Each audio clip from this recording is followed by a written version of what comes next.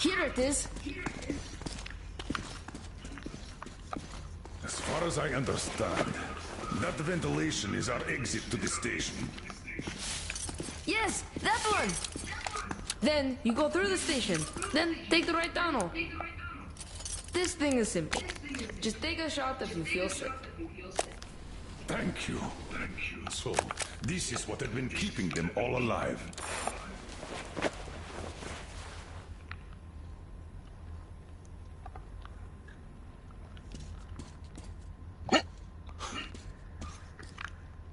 Why can't I use the fucking bed? Can I sit down? Nothing. Oh? I don't think it's all.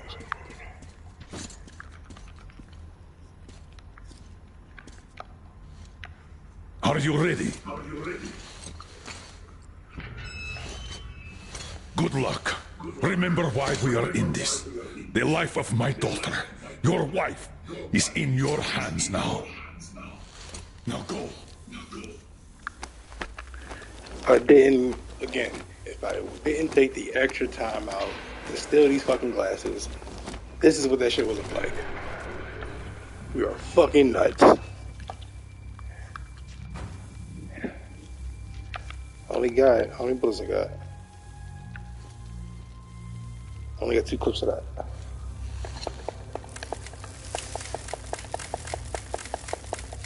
Yeah. Let's go ahead and... no, hold on.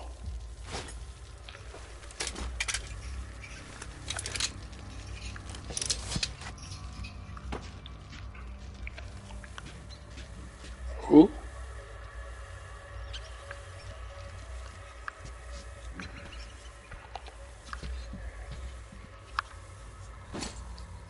Nigga.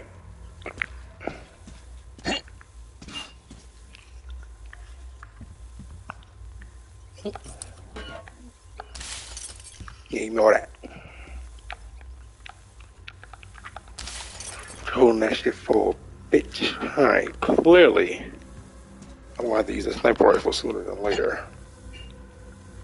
Or long distance fucking play. All these damn motherfuckers don't know what's back. I'm checking all these niggas.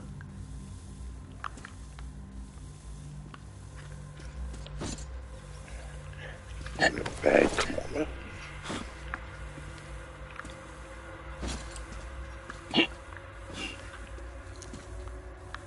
Alright, I'm about to say. Gonna make me damn travel the whole fucking train. Supposed to be a damn.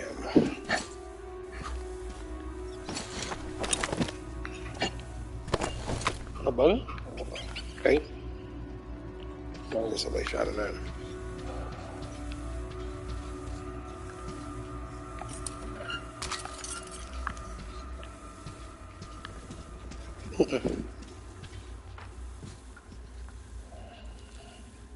Ooh.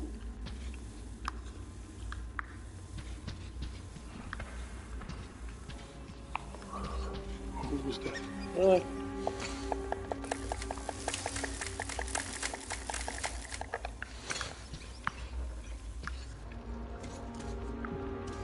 Nope.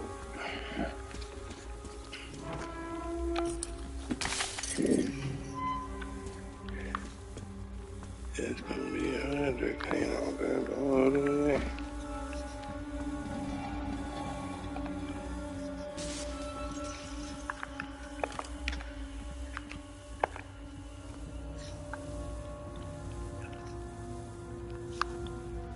All these bodies and none of these niggas ain't got shit but shit on them. Wait.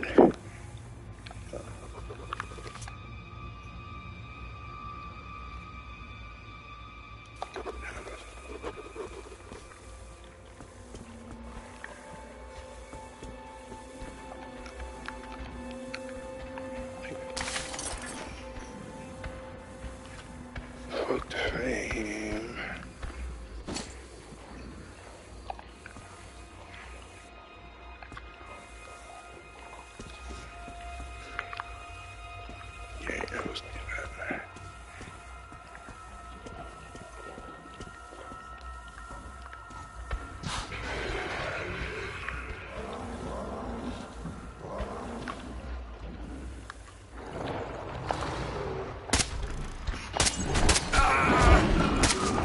serious?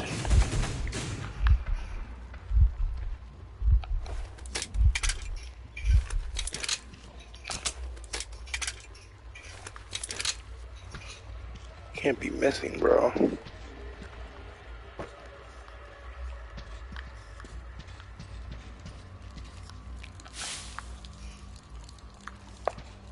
You picked up cars and dominoes. That was, okay.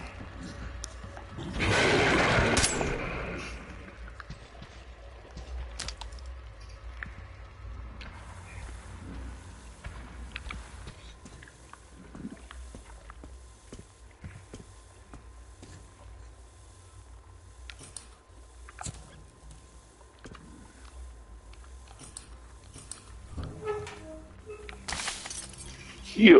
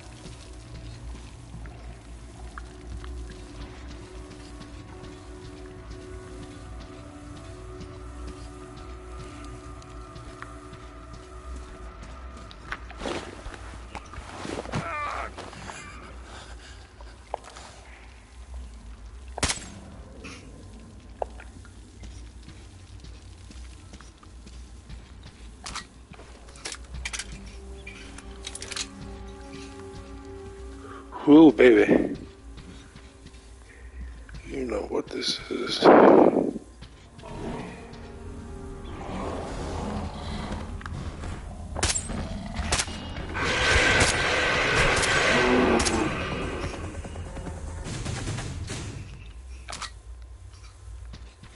Just one. Oh my god.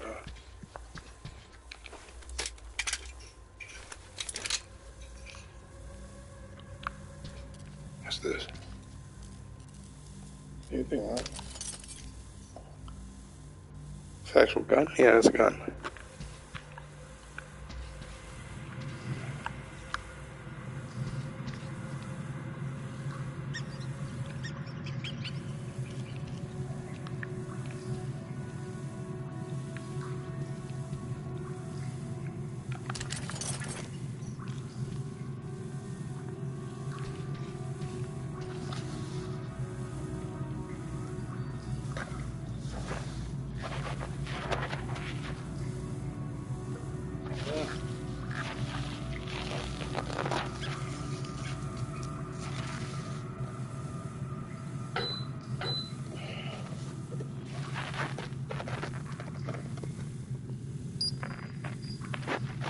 That thing.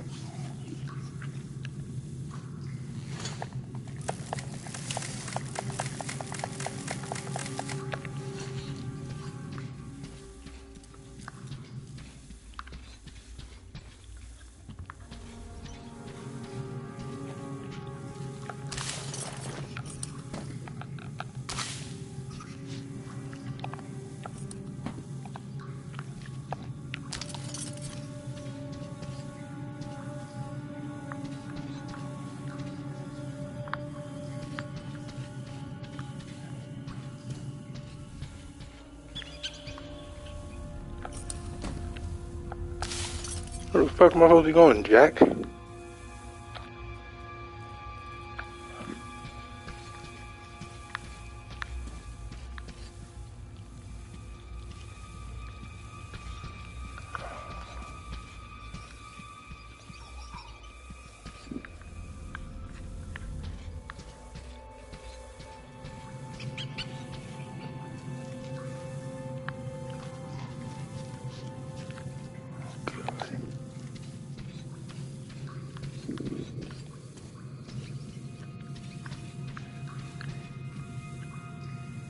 Nigga, gotta be underneath.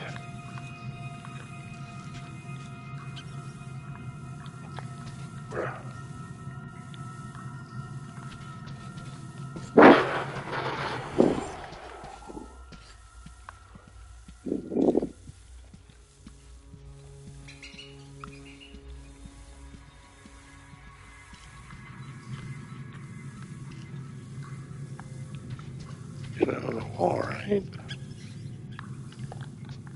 Hey, nigga, there is no crouch.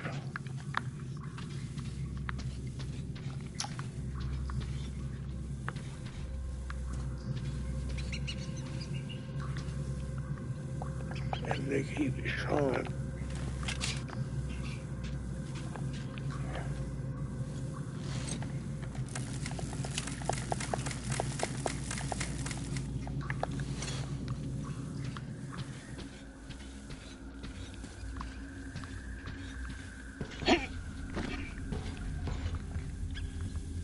Nothing.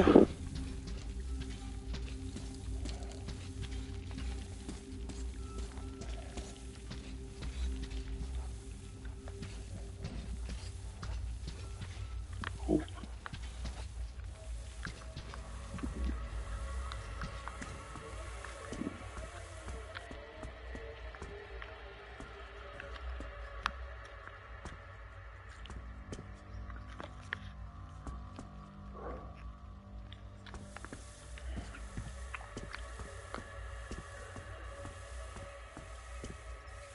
Oh yeah, what's that?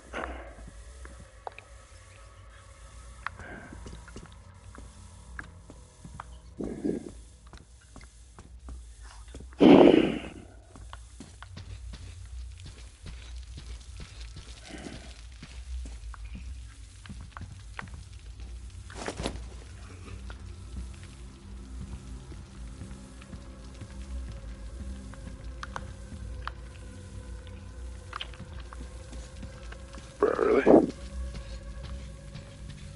That train is where it came from, nigga.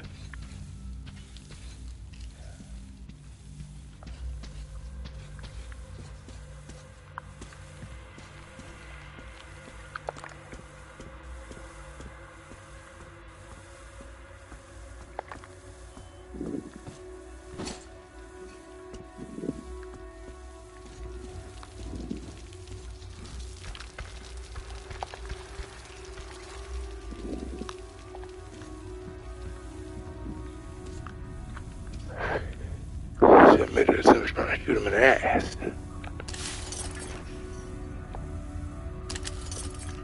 Alright, it's over this time. No, I'm not using that. I ain't using that either. I ain't using that shit right. Okay.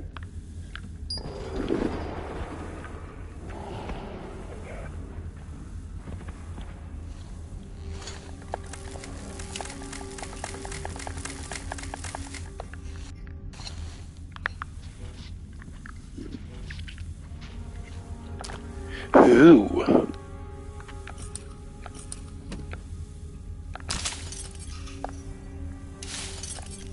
Alright.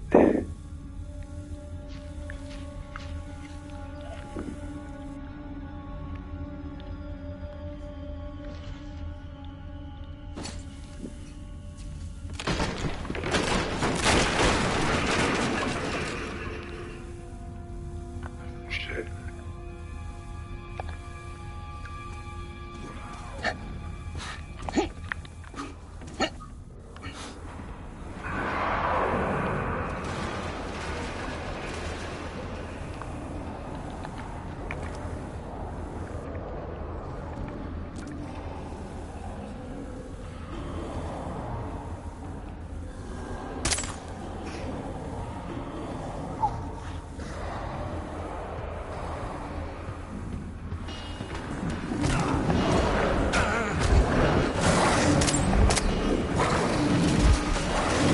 Fuck, banger.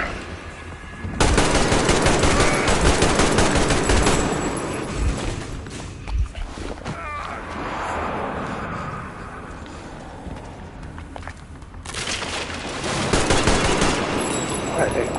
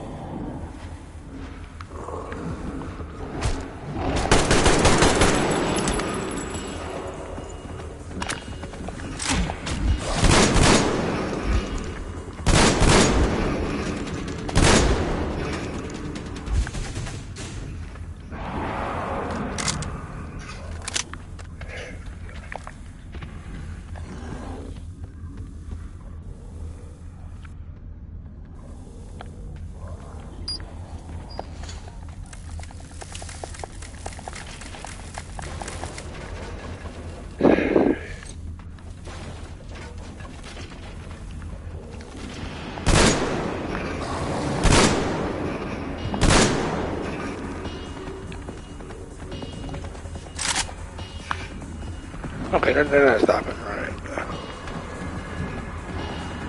That was a needle.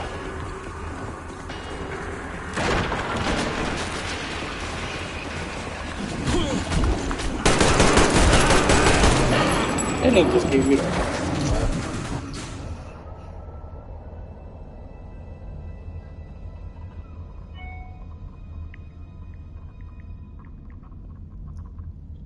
They gave me all the mittens.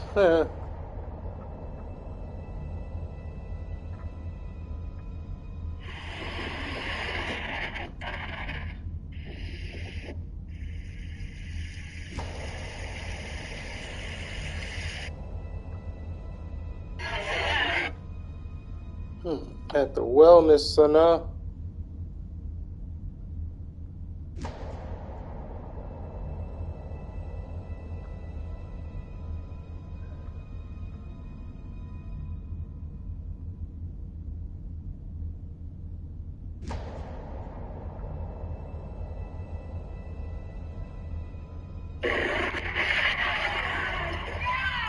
I'ma do some.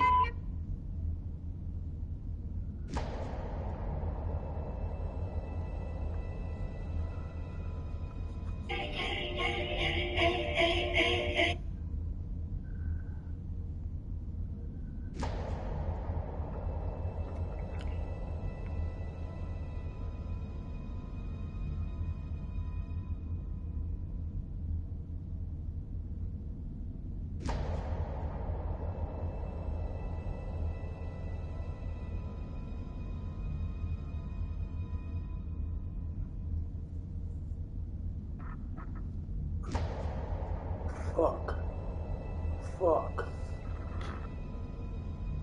Oh, man.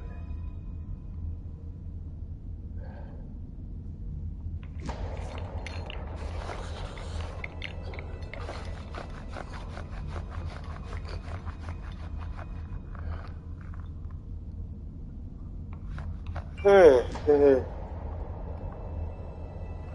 Hold on. 50, nigga.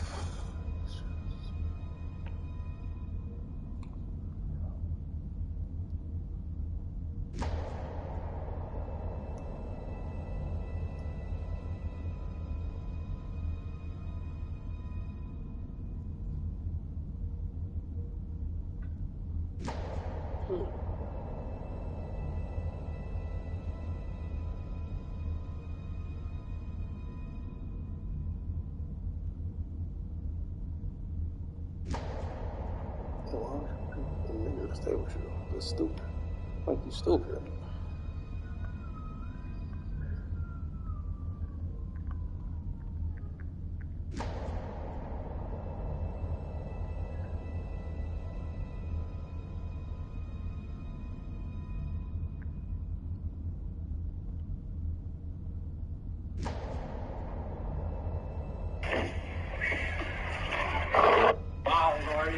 Hey Laurie, how are you? What do you think about Meek taking you off his Christmas wish list? What do you think about that?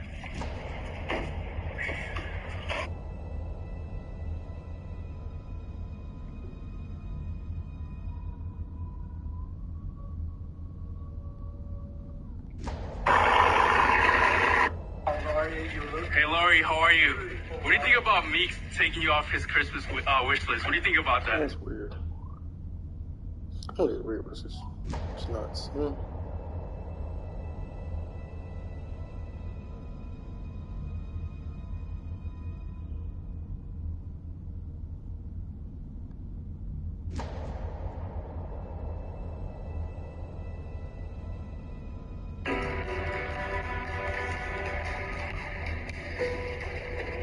That's right. Have a seat. Now, your mom told me that yesterday you went to them people's houses and you showed your tail. Okay? I heard they had to put the cat up because you wouldn't stop. I heard you took your clothes off and you started running through the house with your clothes in your mouth, jumping on couches, running underneath their table, running through the kitchen. That's not what men of God do. That's not what dogs of God do. You are a dog of God. Now, I know you don't want to hear what Grandma got to say, but if you don't act right, people not going to want you in their house. Grandma wants you to start acting like you got some sense when you go to people's houses. Do you hear me? You're Grandma's big boy, but you have to act like it.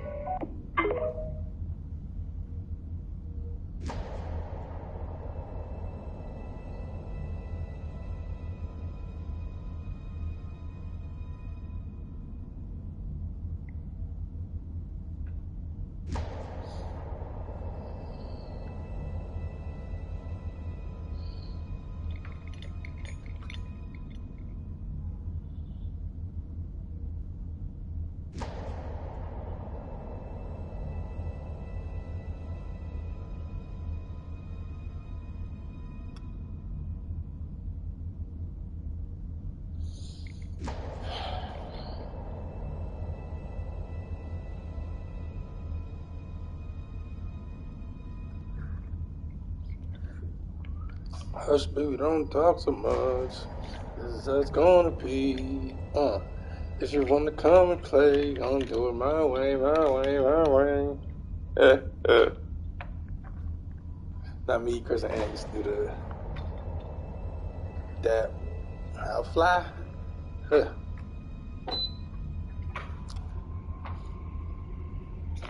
feel like those two niggas like anybody. They're like the brothers. Oh, they can bang in with them more. Excited to be taking that walk with them, friends. I have to walk around. Yeah, I think.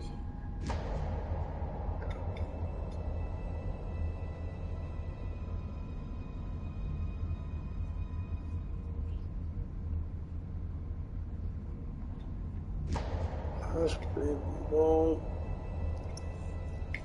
So much.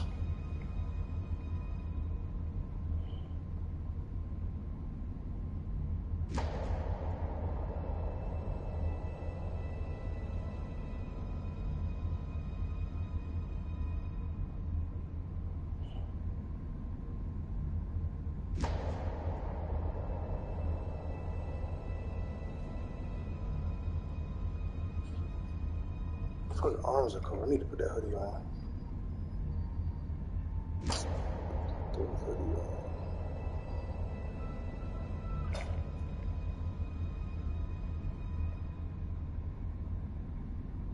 on. Excuse me.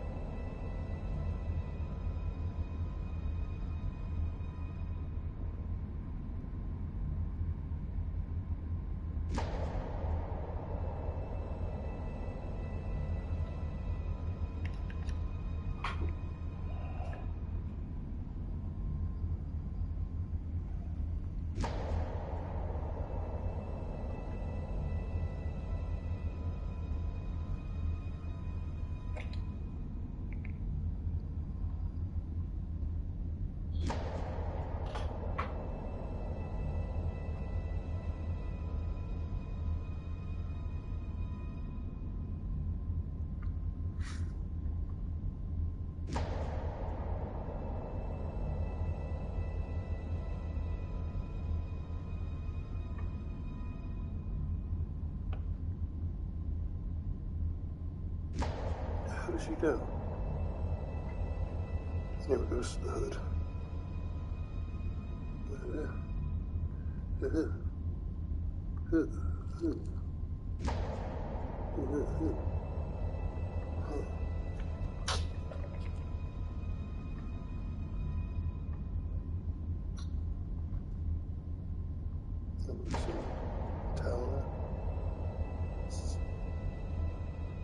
No, I stink.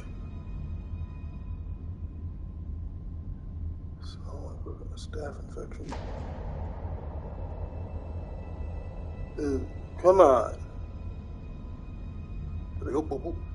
Yep. Fucking put this thing on the back. Hebe Hype Burger.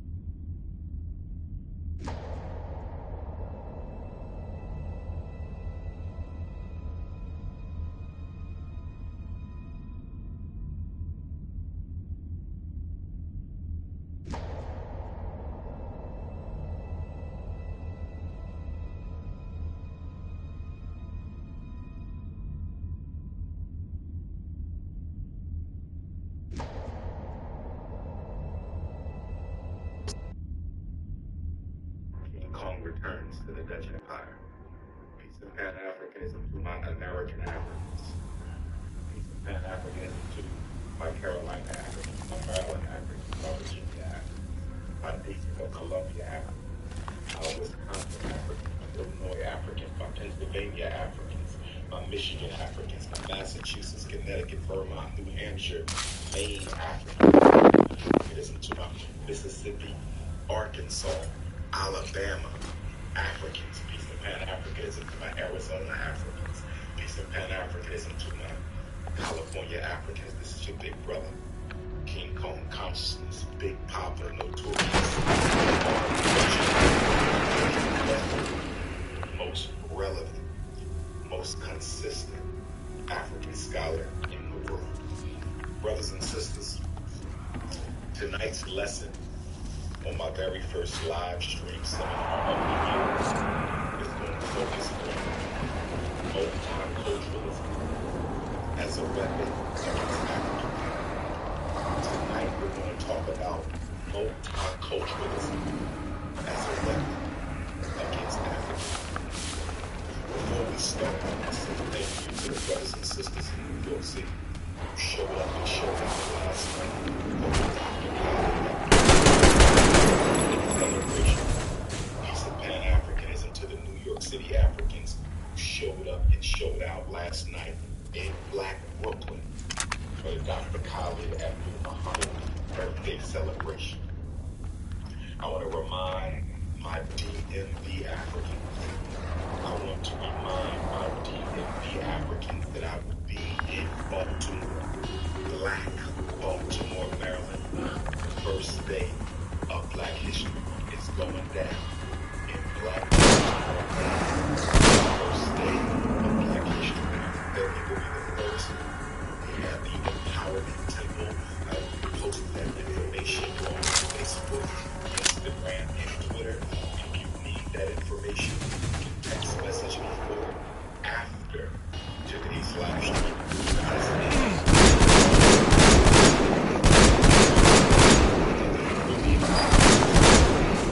St. Martin, the Caribbean Islands, Suriname, and South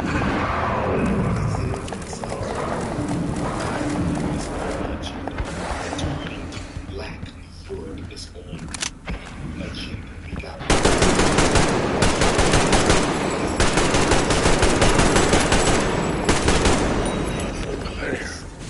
of other African communities.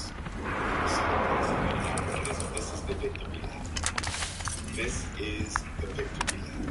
2023 is the victory lap because 2024 FDMG opens. Brothers and sisters, if all goes well, we'll be having our community grand opening celebration at Frederick Douglass Marcus Garvey Academy, the first school in the history of America. The first school in the history of America. The first school in the history of America to be purchased, renovated, and never before has there been a school that was made possible.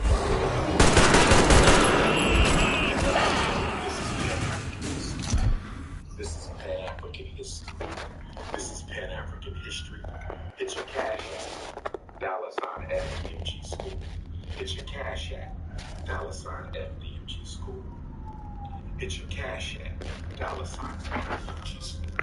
It's your PayPal, paypal.me/FDMG Academy. It's your PayPal, paypal.me/FDMG Academy. It's your PayPal, paypal.me/FDMG Academy. Check of money orders can be mailed. Check of money orders can be mailed. Check and money orders can be mailed, payable to FDMG Academy, P.O. Box 9634, Wilmington, Delaware. FDMG Academy, P.O. Box 9634, Wilmington, Delaware, 19809. Brothers and sisters, if you need to reach me after tonight's broadcast, my cell number 215-989-9858. My cell number 215-989-9858. My cell number 215-989-9858. $FDMG school is the Cash App. Beware of fake Cash Apps. Beware of fake Cash Apps. $FDMG. Beware of fake say FDMG Academy. Brothers and sisters, if you're interested in working at the school, now is the time to get your resume. If you're interested in working at the school, now is the time to get your resume. If you're interested in working at the school, now is the time to get your resumes. FDMGresumes@gmail.com. FDMGresumes@gmail.com. There it is, nigga.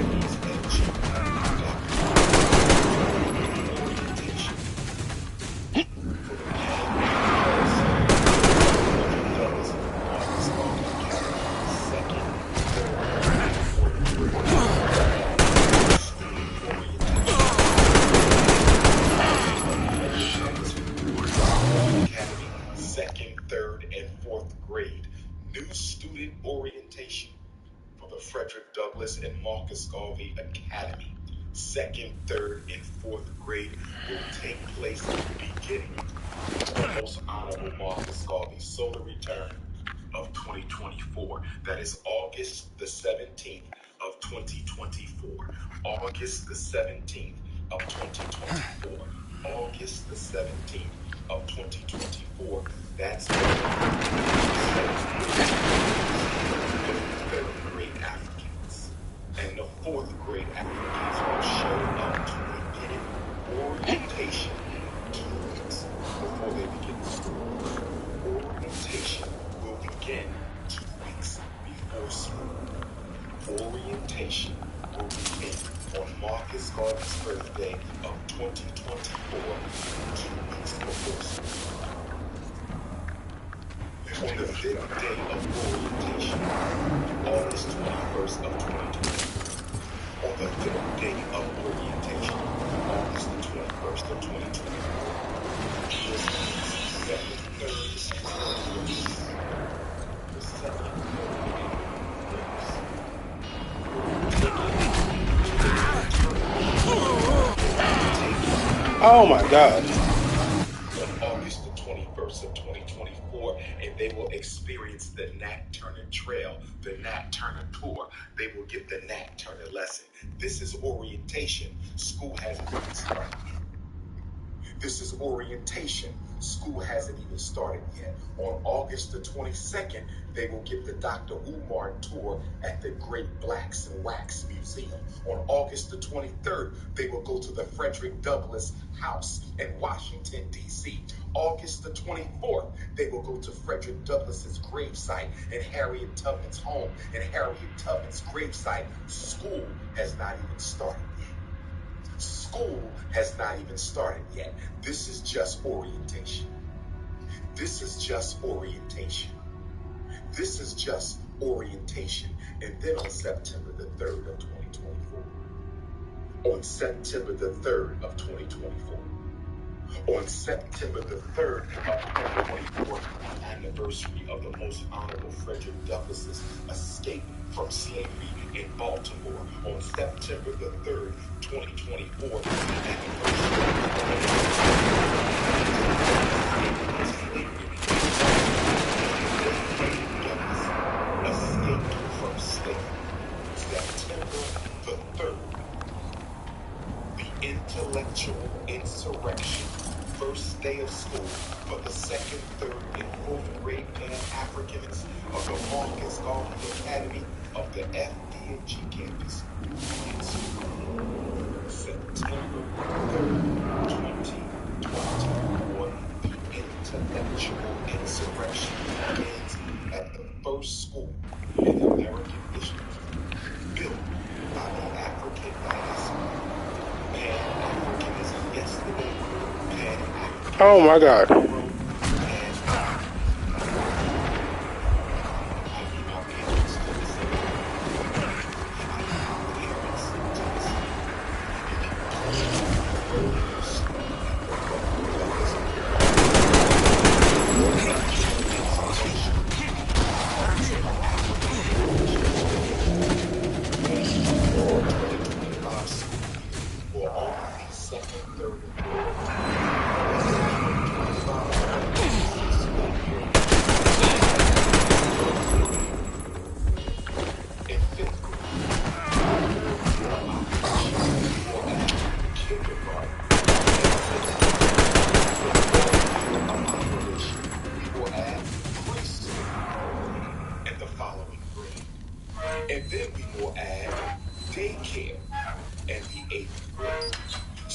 5 years' time, we will have all K-8. We're starting with second, third, and fourth. We will add first and fifth the second year. We will add sixth the third year. We will add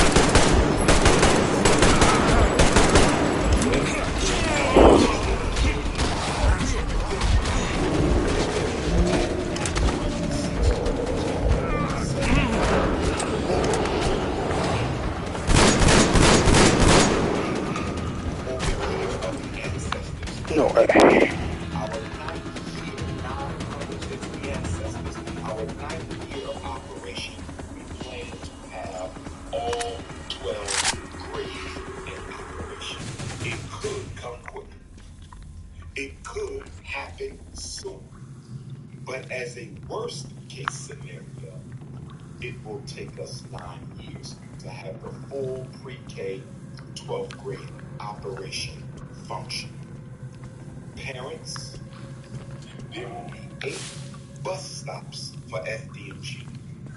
There will be 8 bus stops for FDMG.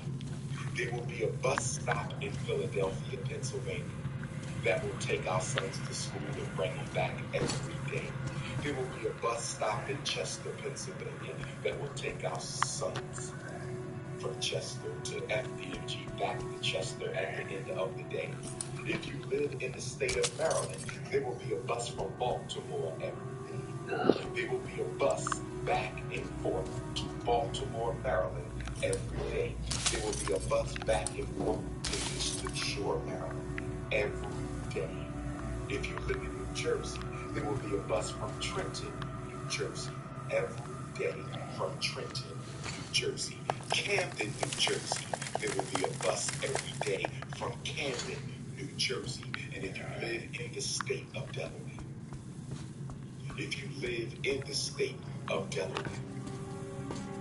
there will be a bus from Dover, Delaware every day, and a bus from the city of Wilmington, where we exist. Those will be the 8 stops for boys who are coming to receive the most revolutionary, insurrectionary education that has ever been given forth in the history of modern man. Oh, yes. It's not going to be a good Garvey Day on September the 3rd of 2024. It's going to be a great Garvey Day. It's not going to be a good Garvey Day on September the 3rd, 2024. It's going to be a great Garvey Day. When your sons show up for orientation on August the 17th of 2024, when your sons show up for orientation August the 21st of 2024, make sure they're ready. Make sure they're ready, because what they're going to get and what they're going to experience, they have never seen, has never heard. No eye has seen, no ear has heard what they're going to experience. We're going to take them into the mountains. We're going to take them up in the mountains so they can learn the FDMG pledge, the FDMG motto, the FDMG chant. It's going to be a great Garvey Day. It's going to be a great Garvey Day, brothers and sisters. Oh, yes. The ancestors have spoken. The Most High has opened the way, and the Frederick Douglass and Marcus Garvey Academy is ready. Parents, I need you to understand the tuition schedule. Because if you do not pay, your son cannot come.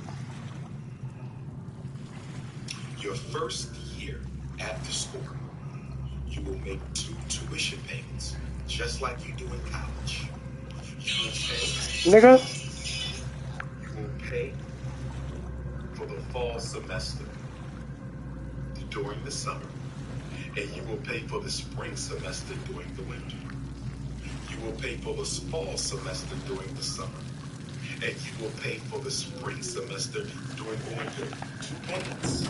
This is very important. Your first 2 years as an FDMG parent, you will not be allowed to pay on a month-to-month basis. You must pay for the entire semester. Right. Fall and spring. That means start saving your money. That means start saving your money. Start saving your tuition money right now. January to January was 12 months. February, March, April, May, June, July, and August. You have 19 months to get your tuition ready for the first year. You have 19 months to start saving your money. There is no financial aid. That's your job. My job is to operate the school, pay the bills, educate the What? children. Your job is to come up with the money. Your job is to come up with the money. Stop the handouts. You are wearing your child's tuition. Your child's tuition is on your head. Your child's tuition is on your hair. Your child's tuition is in your driveway. Your child's tuition is in your wardrobe. Your child's tuition is in your television. Oh, you have tuition. What you don't have is your priorities. You have tuition. What you don't have is your priorities in order. You have tuition. What you don't have is your priorities in order. No excuses. If you cannot pay, send them to the local charter school. If you cannot pay, keep them at home on the cyber charter school. If you cannot pay, go ahead and send them to public school. And when your son sees the mighty students of the Frederick Douglass Marcus Garvey Academy walking around in their uniforms, and your son says, "Mommy, Daddy, why can't I go to Dr. Umar's school?" Makes you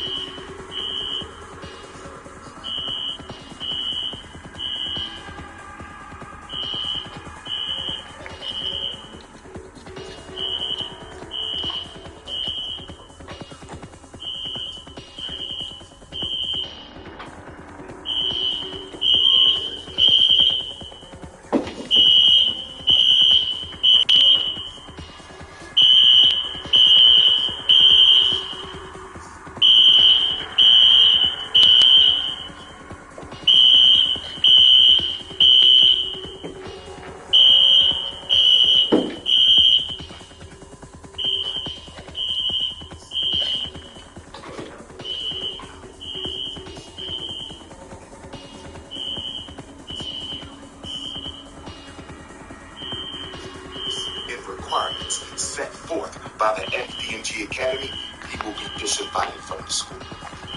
He will be disinvited from the school. See, the waiting list for this school will be down the street and around the corner. The waiting list for this school will be longer than the line to get into Foot Locker. The waiting list for this school will be longer than the line you stand in for Christmas gifts. The waiting list for this school will be longer than the line you stand in to get your weed put in.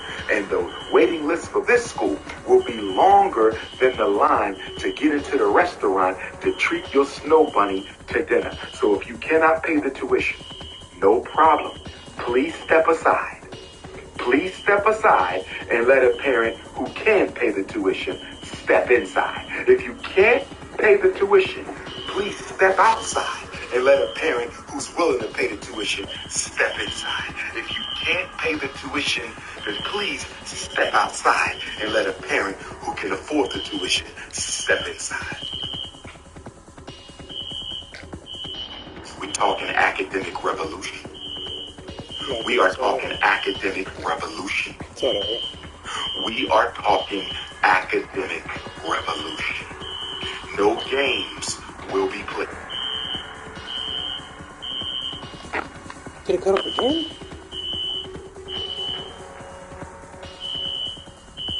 your wardrobe. Your child's tuition is underneath the television stand. Oh, you have tuition. What you don't have is your priorities in order. You have tuition. What you don't have is your priorities in order. You have tuition. What you don't have is your priorities in order. No excuses. If you cannot pay, send them to the local charter school.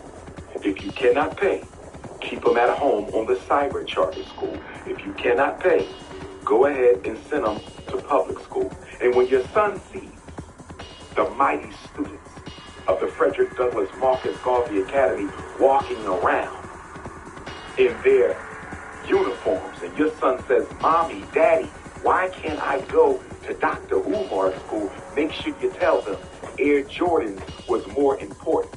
Fake hair was more important.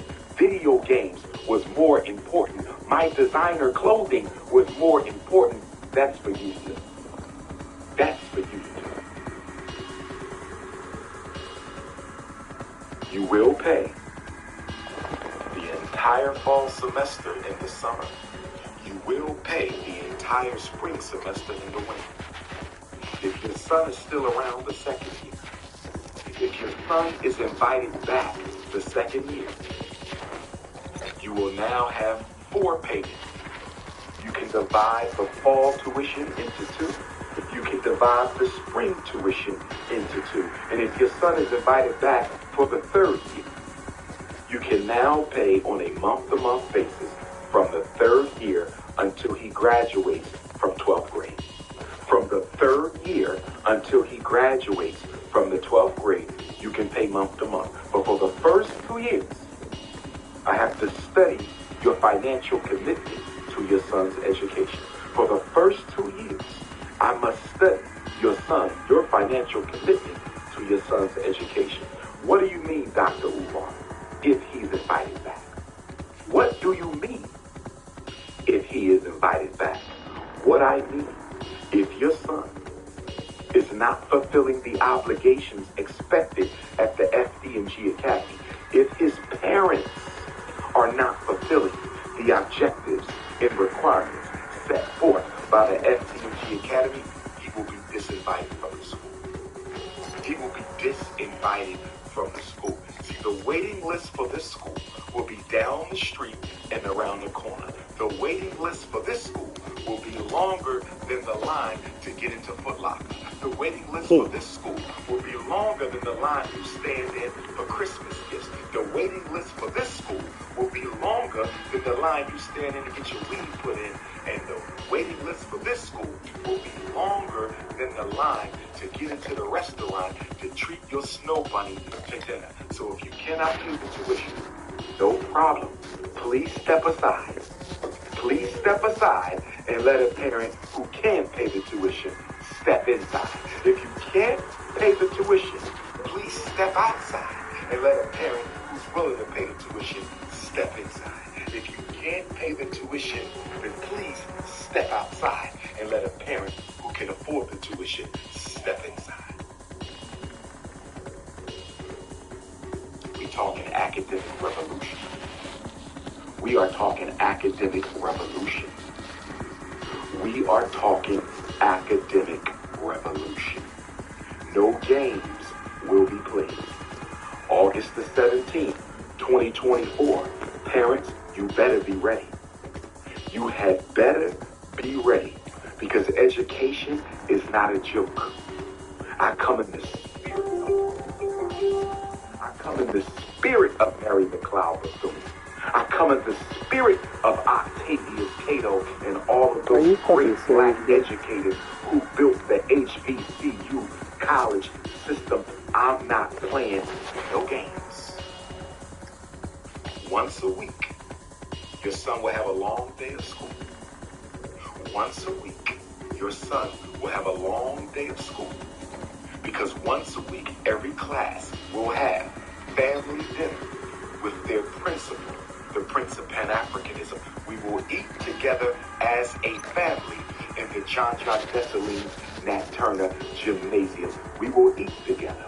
I will teach them how to eat at a formal dinner table. And then after they eat, they will come and have a seat in the Amy Garvey, Anna Douglas Park.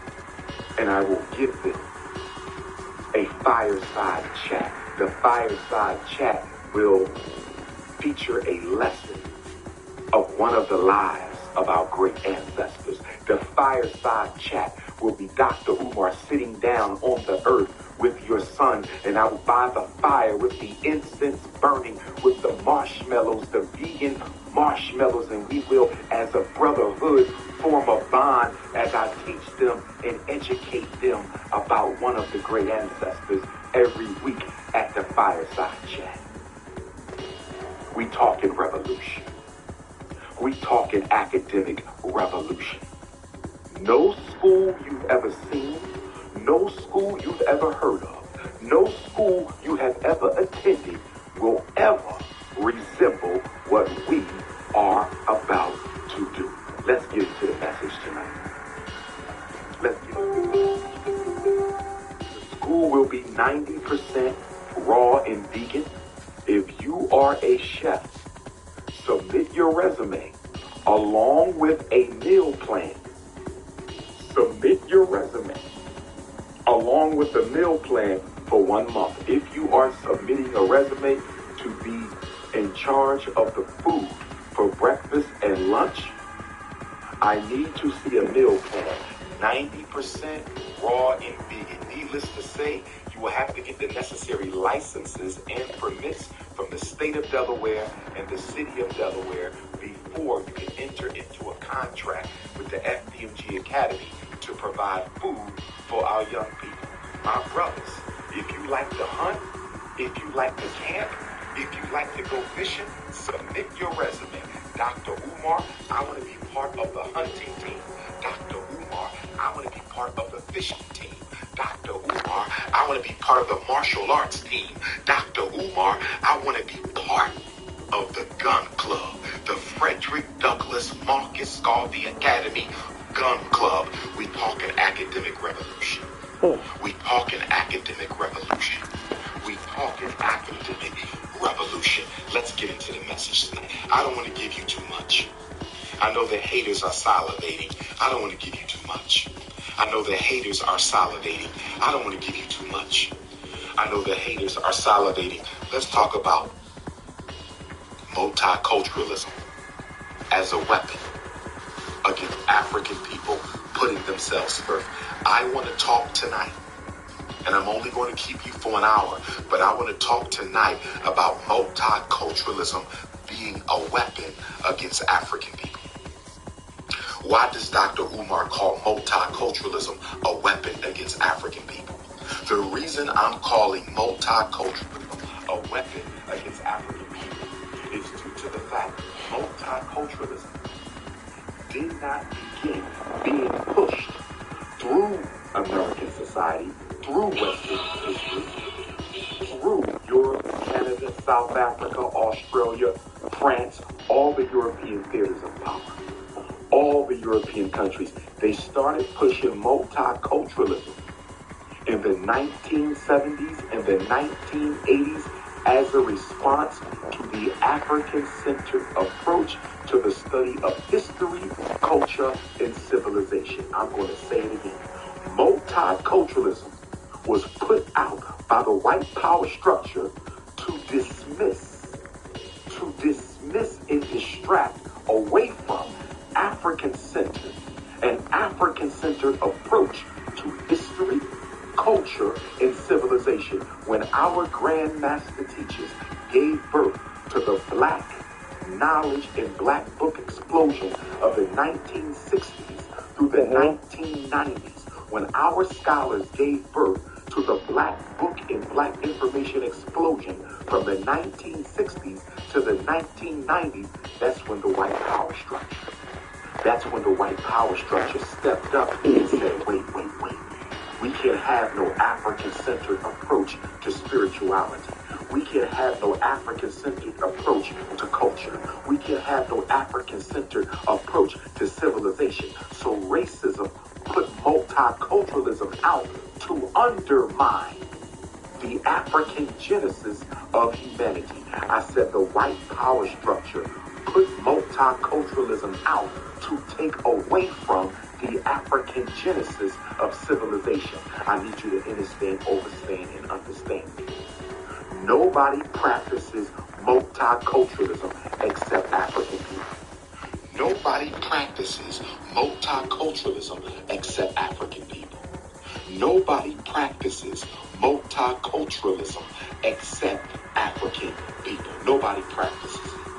Multiculturalism is a psychological weapon to brainwash black people into thinking the world cares about them as much as they care about themselves. Multiculturalism is a psychological technique used against politically uneducated black people to seduce you into thinking that the world cares as much about you as they care about everybody else. That's what multiculturalism is. If you disagree, show me the black presence in the Chinese neighborhood. Show me the black presence in the Chinese economy. Show me the black presence in the European Jewish community. Show me the black presence in the Arab community. Show me the black participation in the Anglo-Saxon community. Multiculturalism is a joke. And we're going to talk about the negative effects of multiculturalism, culturalism against black people, the financial cost of multiculturalism against black people, the intellectual and cultural cost of multiculturalism against black people, the emotional cost of multiculturalism against black people, and the political cost of multiculturalism against black people. The snow bunny crisis is a form of multiculturalism. How is that helping us? The snow bunny crisis is a form of multiculturalism. How is that helping African people? The snow bunny crisis is a form of multiculturalism. How is that helping African people? Black men dating and marrying out the race. Black women dating and marrying out the race. How does the snow bunny crisis benefit black people? An interracial relationship is a multicultural relationship.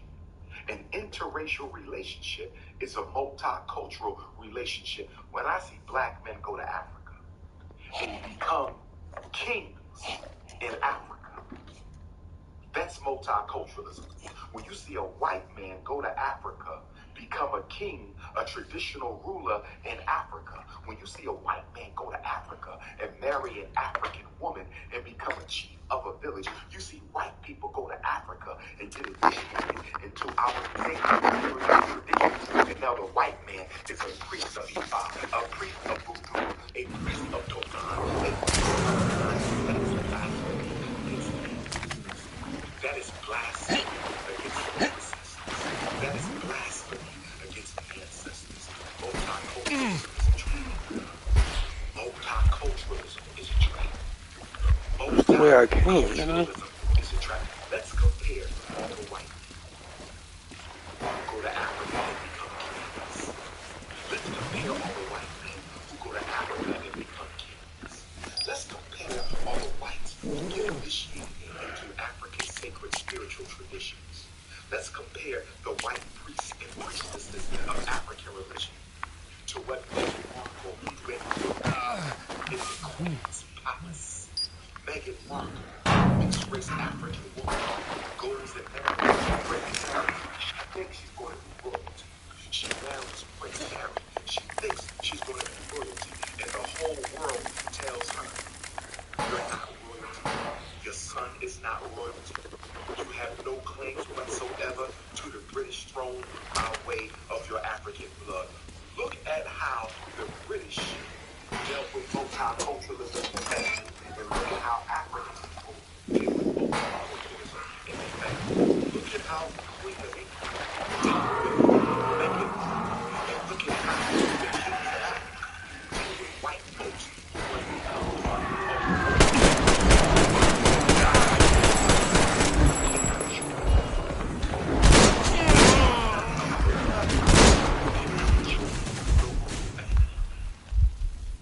me ask you a question. When Meghan Markle and her son were Are you serious, nigga? their claim on the British throne, who condemned them? Who condemned the royal family? What I come here to get? Wasn't the Queen called a racist? Why wasn't the Queen called an imperialist? Why was it perfectly okay with the white world that Meghan Markle and her son were disowned by the royal family of Britain? Why did nobody protest on Meghan Markle and her son's behalf? Because multiculturalism is the game they run on black folks. Nobody else practices. And the black church has really hurt African people because the black church has deified multiculturalism. The black church has deified multiculturalism. The black church has deified multiculturalism. What do I mean when I say the black church has deified multiculturalism?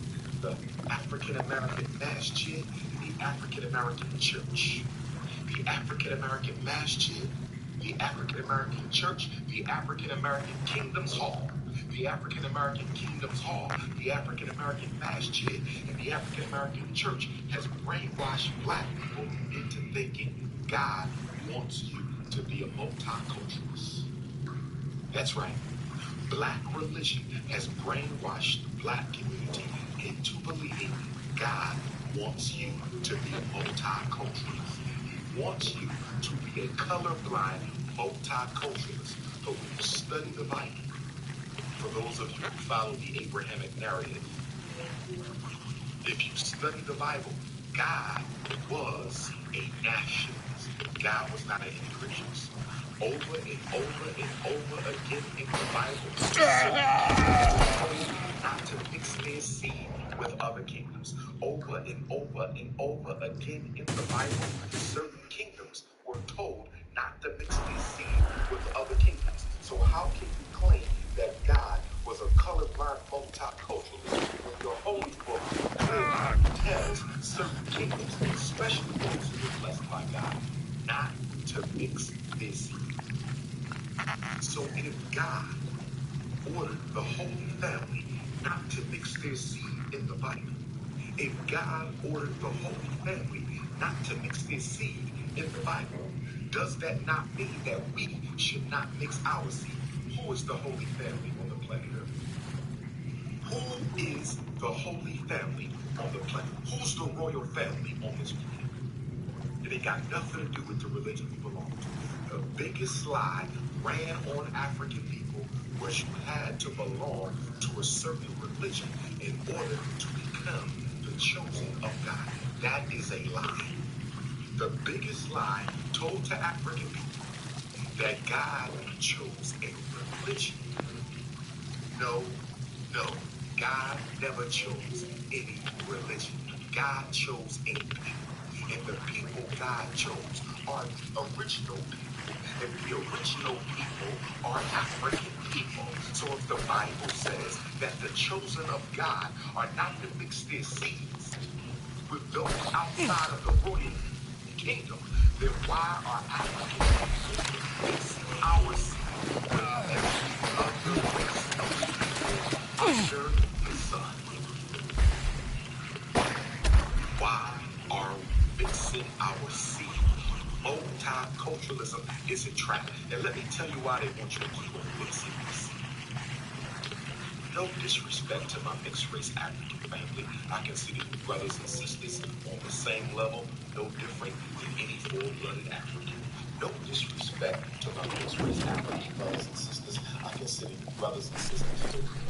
Any full-blooded African, as long as you identify full-time as an African. You have to be a full-time African. I do not accept part-time Africans.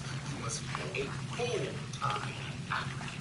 The reason why they want African people to mix your seeds with non-Africans, especially Europeans, but non-Africans, number one,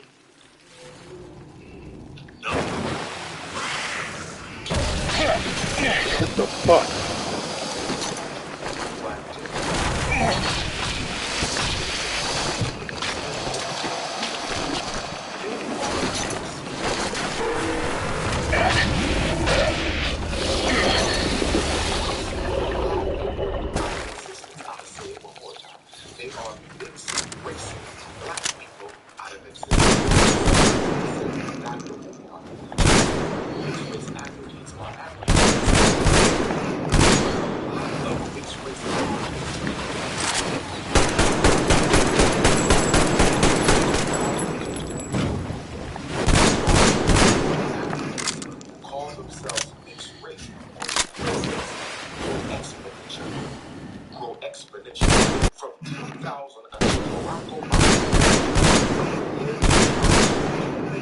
Obama's election, we saw the amount of blacks disidentify from being African American into being mixed race, multicultural, biracial. It grew up. So the more black people mix their seed, the smaller the amount of black people appear on paper. Listen to me. The more mixed race Africans identify as something other than African, the smaller our population appears to look in this country. I'll give you an example. According to the 2020 census, Black America is 14% of the country. According to the 2020 census, the 2000 census, we were 17%. The 2000 census, we were approximately 17% of America. Right now, they're saying we're 14% of America. My question to you, what happened to that 3% of African Americans? What happened to the 3% of African Americans who mysteriously disappeared from the 2000 census, from the 2010 census to the 2020 census? We went from 17% of America to 14%. What happened to the 3% of African Americans who disappeared between the 2010 census and the 2020 census? You know what happened to them? They became mixed racial and biracial. That's what happened to them. They became mixed racial and biracial. That's what happened to them. See, America is promoting interracial love to black people as a way of doing what? Statistically exterminating people on here. Try to hear what I just said? Statistical extermination. Statistical extermination. Statistical. On paper, we're going to make it look like there's less black people in America than there really are, so we can justify less paying less attention to black people. They are committing statistical genocide. Because if I can get black people to accept the fact that they're dropping by 3% every census, if I can get black people to believe their numbers are shrinking by 3% every census, I can start exterminating black people physically, and nobody will even question me because I've already gotten black people to buy into the idea that their numbers are shrinking by 3% every year. Our numbers are not shrinking. The problem is more and more black people are identifying as mixed race and biracial, and a lot of them don't even have a white parent. Stay with me. Listen to me. This is the multicultural trap. A lot of Africans in America are calling themselves biracial who don't even have a white parent or a non-African parent. So how is an African American getting away with calling themselves biracial when they don't even have a white parent? You know why? They have a white grandparent. They have a white grandparent. They are black. They are identified as black. One white great-grandparent. They are identified as Octoroon. So we got Octoroon. We got Negroes with one white great-grandparent who are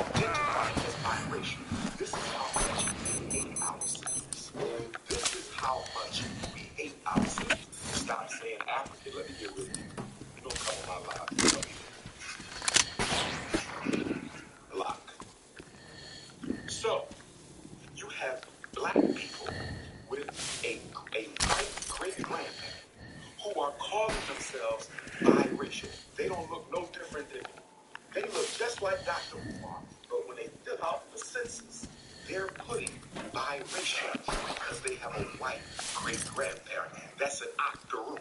And then you have Negroes with a white grandparent. 25% Caucasian blood, and they think they're octoroon, and they calling themselves the white man laughs. The white man says, good. Let them keep on disidentifying from their race on paper. Let them keep on disidentifying from their race on paper. Let them keep on disidentifying from their race on paper. So we can statistically exterminate them. We can render them a useless minority. That's what they're doing. They're saying the reason we pay more attention to Hispanic is because there's more of them than you are. And then, but when you go into the Hispanic group, a lot of the so-called Hispanic are Spanish-speaking Africans who look just like Dr. Y'all see this game they running on us? They are dividing up the African population in America. They are dividing up the African population in America. They are dividing up the African population in America. Thank you for that, my brother. You just brought up a good one. You just brought up a good one. My brother just said, what about all the pretending? My brother just said, what about all of the pretending? My brother just said, what about all of the pretending in the African American community who don't consider themselves black? They consider themselves Native American. Let me tell you what the pretendians are doing. They are boosting the numbers of Native Americans. And by boosting the numbers of Native Americans, by identifying as Native Americans, they are helping Nigga, this shit to dirty, eliminate our political power and strengthen the political power of the real Native Americans who do not accept or identify with the pretendian movement. Oh yes. Oh yes. So the pretendians are disidentifying from race. Black Latinos are disidentifying from their race. And then we got mixed race, black people, as well as octoroons and quadroons with a white grandparent or white great-grandparent disidentifying from their race, making our numbers look smaller and smaller until one day the white man is going to say, we don't have any more identifiable African Americans. Did y'all hear what I just said? I'm going to repeat it. Did you hear what I just said? I'm going to repeat it. Did you hear what I just said? I'm going to repeat it. The day is going to come.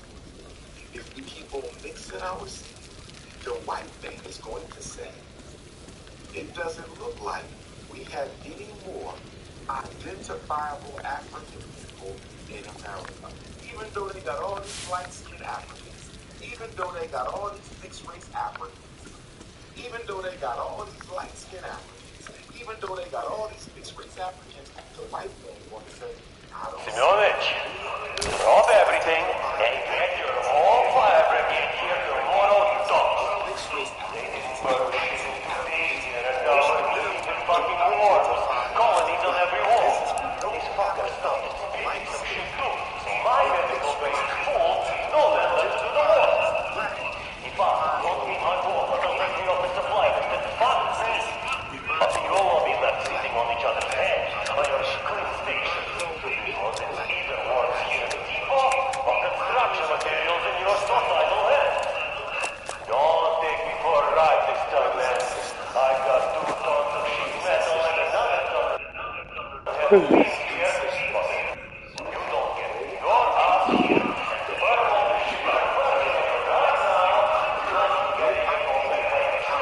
So there, all of the fucking mixing your seed, but disidentifying from your race. And let me also say, to to Africans who don't accept mixed race Africans, you part of the problem too. And I'm going to tell you why. For Africans who don't accept mixed race Africans, you part of the problem too. And I'm going to tell you why. Because you are trying to force mixed race Africans to disidentify from their race. And by you not accepting your own black brothers and sisters by virtue of having a white parent, you automatically reduce our numbers even further.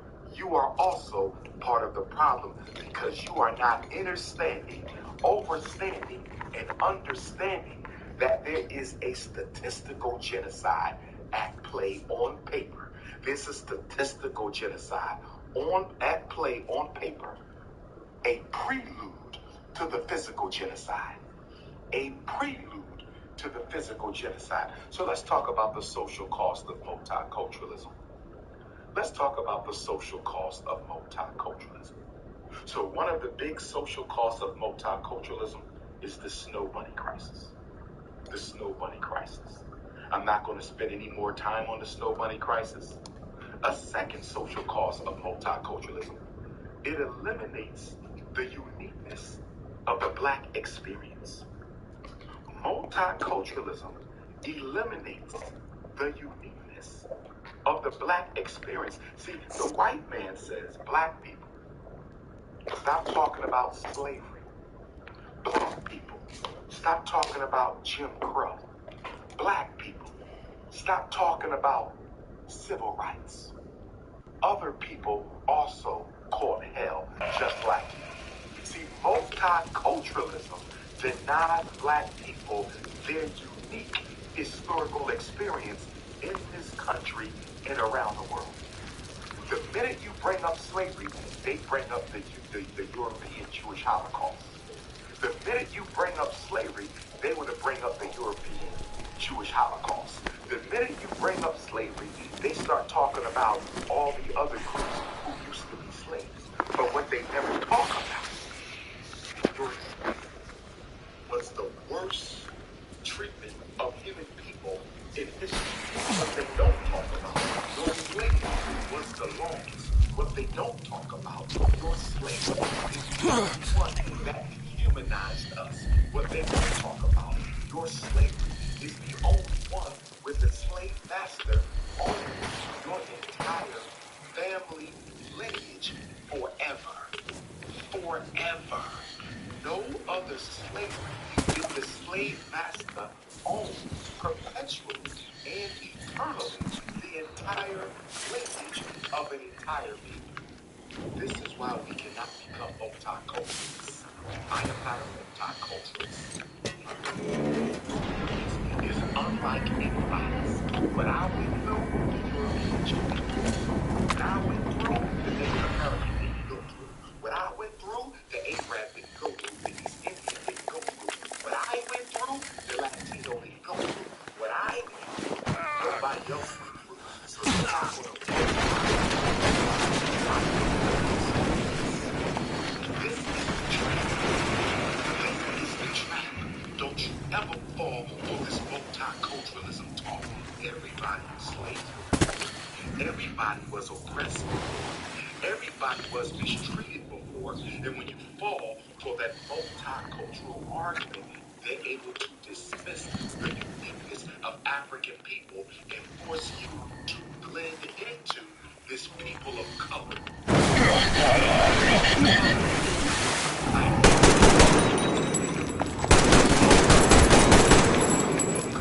Identity crisis. People of color call themselves people of color except Africans. Right now. Call themselves people of color or black people because you don't want to stand up and stand out. The only people who call themselves people of color are black people because you don't want to stand up and stand out. Jews call themselves Jews. Chinese call themselves Chinese. Latina call themselves Latina. Arabs call themselves Arabs. Mexicans call themselves Mexicans. East Indians call themselves Indians. Only black people call themselves color because you don't want to stand up and you don't want to stand out. I am not a person of color. I am an African. I am not a person of color. I am a black man. I am not a person of color. I am a descendant of the Africans who were kidnapped, forced to come to this country and built it. I am not a person of color. I am a black man. We have to stand up and stand out. We cannot allow to exterminate us with our own silence. We cannot allow them to exterminate us with our own silence. We cannot allow them to exterminate us with our own silence. Next up, black religion is a big part of the multicultural trap against African. The black church, the black masjid, I'm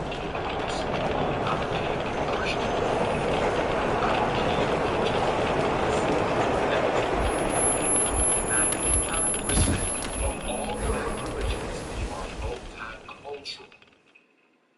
And because they deify multiculturalism, Come on, wake up. because they deify multiculturalism, I have nothing against the Latino African brothers and sisters. In fact, I consider them part of the African family if they identify full-time as African. And for the ones who don't, I still respect them, just like I respect African Americans who hate their African blood. You're still a human being. I'm still going to respect you as a person, although I cannot respect your political ideology. The black church has brainwashed black people into thinking God don't want you to see color. The black church has brainwashed black people into thinking God don't want you to see color.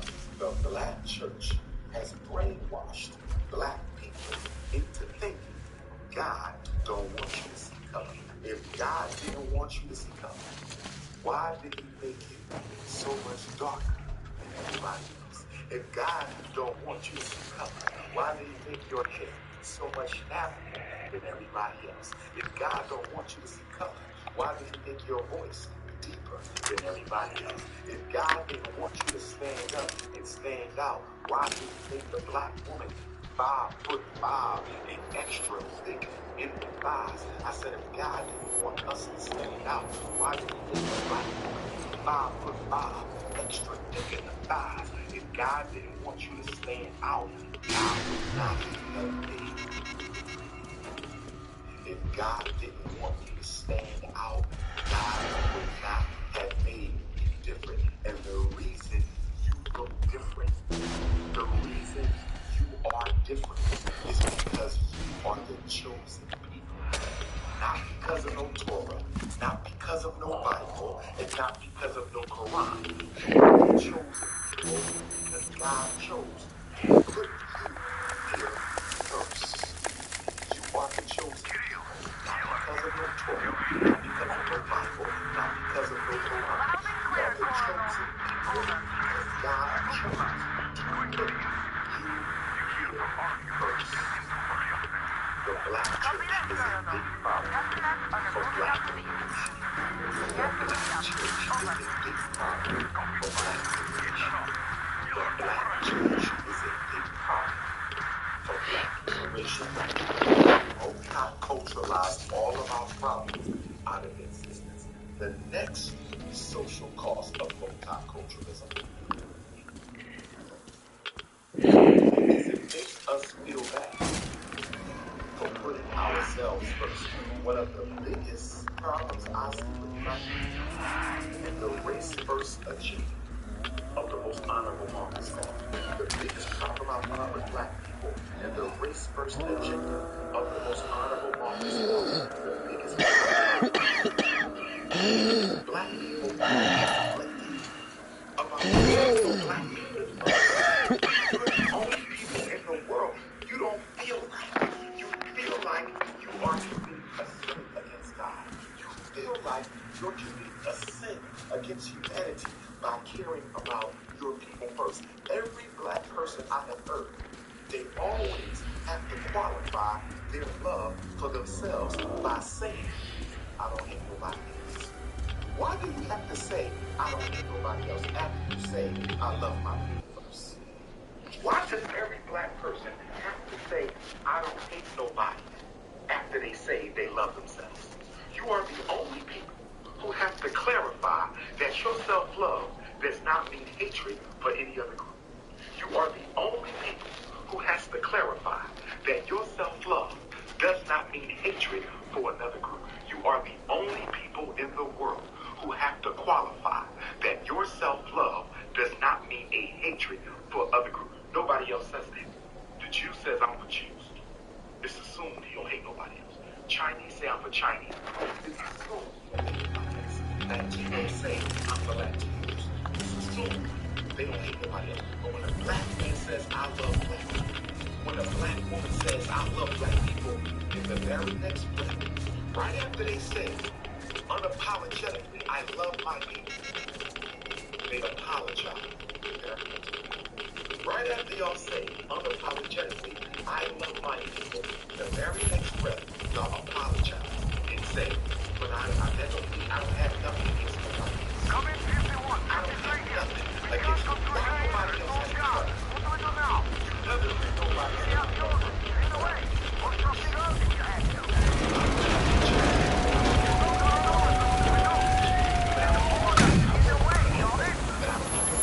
Why doesn't anybody else have to clarify themselves? You're the only people who Is have that to one clarify corruption? Glasses! Use that symbol! We don't want trouble here! You got it! Great! Got it! Metro entrance, 11 o'clock! Stop it! Let's talk about Target the ground! Stop it ready! emotional Higher! Fuck! Into the road, people! This is my first line. Ladies, give me some hearts. Brothers, give me some this. Ladies, give me some hearts. Brothers, give me some this. Are you learning something? Is this beneficial? Because I don't like wasting people's time. Okay. And make sure you subscribe to www.dromar.tv for more content like this. Because in the new year, most of my lessons, most of my wisdom is coming from www.drumar.tv. So make sure you go and subscribe to me to www.drumar.tv. Let's talk about the emotional cost of culture. And I know every black person watching can identify. I don't care if it's West Africa. I don't care if you're four-blooded African. I don't care if you're American African, continental African, Caribbean African, British African, Canadian African, Australian African. Everybody can identify with what I'm about to say. The number one emotional cost of being trapped in a prison of multiculturalism is you always have to explain your black perspective. Give me some fire if you understand where I'm coming from right now. Give me some fire if you understand where I'm coming from right now. When you are the black person in the room, if you give your experience as a black person, you have to always explain and defend yourself. If you understand, and understand me, give me some fire on Instagram. Give me some fire on TikTok. Give me some fire on Facebook. Who can identify? How many of you were at the job as one of the only few blacks? And when the Chinese gave their experience, it was okay. When the Arabs gave their experience, it was okay. When the Latinos gave their experience, it was okay. When the European Jews gave their experience, it was okay. When the Native Americans gave their experience, it was okay. But the minute you opened your black mouth and talked about what it is like to be black and how you are treated as a black man or a black woman, you had to explain yourself over and over again because everybody else in the room tried to dismiss your narrative. They tried to dismiss your experience. This is why multiculturalism is a trap. This is why multiculturalism is a trap. Because when you are a black person, there will be some Chinese. There will be some Jews. There will be some Latino. There will be some Native American. There will be some Arab. There will be some Anglo-Saxon. There will be some Hispanic. It looks like it's multicultural. With all that diversity in the room, guess what everybody in that room agrees on? Guess what everybody agrees on? Except the white man agrees, the Chinese agrees, the Latino agrees, the Arab agrees, the East Indian agrees, the Jew agrees. They all agree that the black person in the room is irrelevant and unworthy of respect. Am I wrong, brothers and sisters? Am I wrong, brothers and sisters? Even in a so-called multicultural context, you are still victimized by white racism through proxy from all the other groups in the room. This room is culturally diverse, but I still feel alienated in this room. And the reason you still feel alienated, even in a culturally diverse room, is everybody in the room hates black people. That's why you still feel so alienated. The Chinese in the room don't like black people. The Arabs in the room don't like black people. The Native Americans in the room don't like black people. The Latinos the Anglo-Saxons in the room don't like black people. You can take a black person from an all-white room. You can take a black person from an all-white room. And by the way, African Latinos, I'm not talking about people who are part of the family. Afro-Latinos, I'm not talking about you, are part of your family. As long as you identify with us. Okay? I'm talking about anti-African Latinos, not African. So, I'm still alive.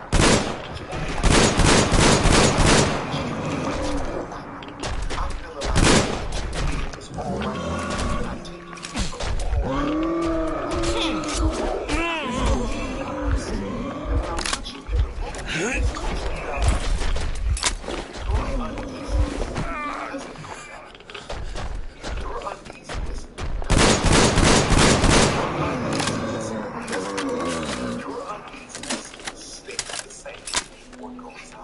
Why does your uneasiness stay the same or goes up when you go from an all-white room to a multicultural room? When you go into the multicultural room, you should feel more comfortable. Why don't black people feel more comfortable when we go into the multicultural room? I see you, Sister Aaliyah. I see you, Sister Aaliyah Sutton Bay. How you doing, gorgeous? Shout out to my good sister Aaliyah Sutton Bay from Philly. I ain't heard from you in a while.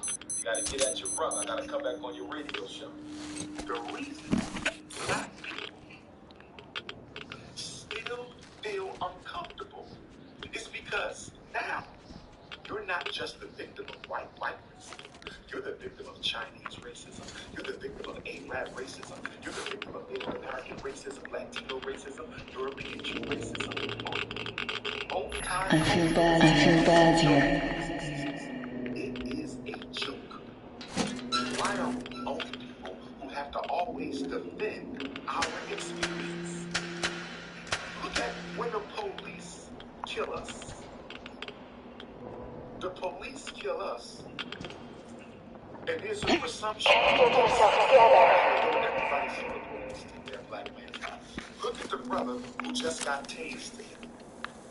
Look at the brother who just got tased to death. Look at the brother who just got tased to death.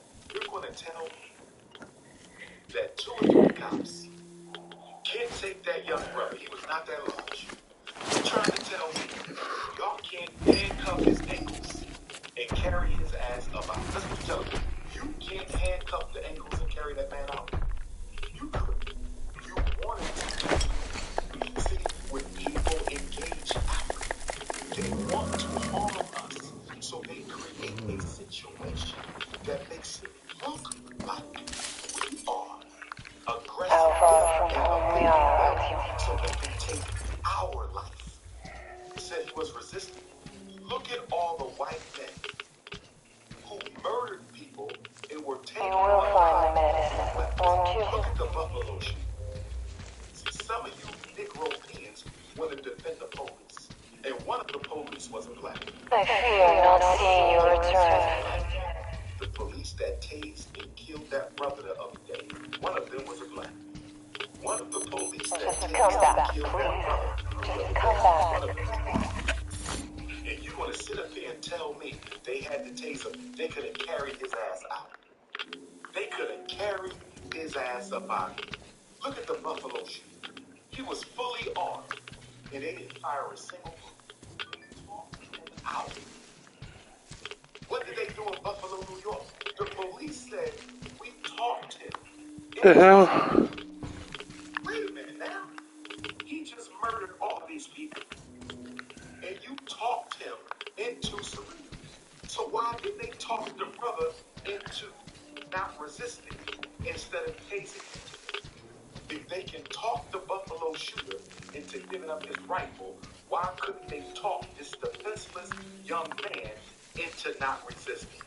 You black people, I'm so sick of you always defending the white power structure. I keep telling you, we cannot take all these Africans with us for the Freedom March. These Negroes are loyal to white supremacy. Half of you Negroes are in love with your slaves. You are in love. There are black people who are absolutely in love with racism. They are married to racism. You know what we're going to do? We're going to have a big wedding ceremony. I want to officially marry all you buffoons. I want to marry all the buffoons in the community to racism. We're going to have some white mannequin dolls. I'm going to get some white mannequin dolls and put them in a wedding gown and let you beta male bootlickers walk down the aisle with the wedding song and put a ring on your finger. Let's officially marry to racism. Let's just get to it. We need, where's our jewelers at? Where the jewelers at? Where the African jewelers? We need some conscious jewelers. We need 2 million I love white people weddings. We need 2 million I love white people weddings. We're going to have a massive We Love Racism ceremony for all the black people who are in love with their oppressors. We need to make it happen. We need to make that happen.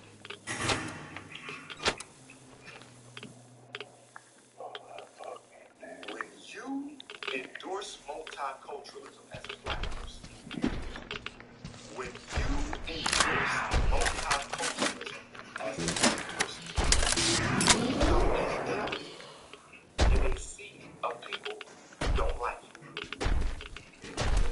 Imagine being a goldfish dropped in a fish tank full of piranha. Imagine being a goldfish dropped in a fish tank full of piranha. That's what you do.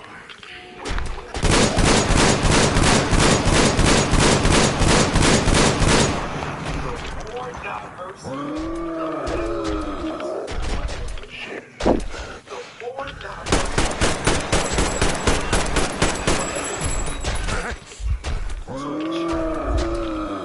From China with the loan of credit to take over my neighborhood. The European Jew shows up from Israel with a line of credit to take over my neighborhood. The Arab shows up with a line of credit from Dubai or United Arab Emirates or Iraq or Afghanistan or Kuwait with a line of credit to take over my neighborhood.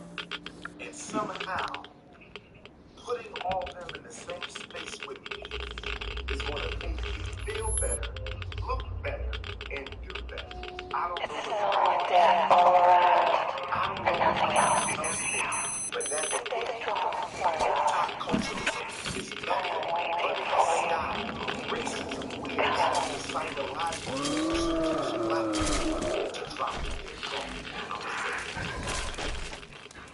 Multiculturalism is a disguise that racism wears to psychologically seduce black people into dropping your guard. Nobody likes black people in the world. I've been all over the world. Nobody likes black people in the world. I've been all over the world. Nobody likes black people in the world. I've been all over the world. Stop playing this multicultural game. When they ask you, should we hire a Japanese?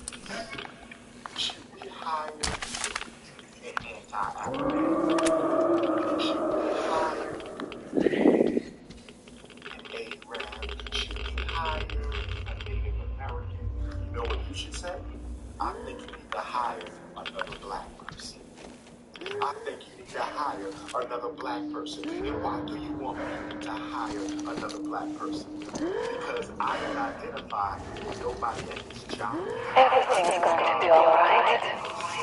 I don't identify with nobody in this program because everybody here showed up in America as an immigrant. I'm the only person in this class whose ancestors showed up as imported merchandise. Everybody in this school, everybody on this job, everybody in this community, they showed up in America as an immigrant with resources. I'm the only person who showed up as imported merchandise, and I'm the only one without any resources, and I'm the only one without a solid connection to the land of my birth, a solid political economic connection to the land of my birth. So if you want to make it worse, I am black because I'm the only person on the island. We have to stop being afraid to be black. We have to stop being afraid to let other people know we are black. For so long, brothers and sisters, we have stood down and we have borne the brunt of uncomfortability. And I'm telling you that in 2023, it is time for us to get comfortable and make them uncomfortable. I said in 2023, it is time for us to get comfortable and make them uncomfortable. It is time for us to get comfortable and make everybody else uncomfortable. Don't let them silence your black voice. Don't you let them silence your black voice. Speak up and say, I have a problem with this Christmas party. I have a problem with this holiday party. I have a problem with this ritual because it seems like you cater to everybody's culture except mine. But aren't you American? I mean, I know you're African, but you're still one of us.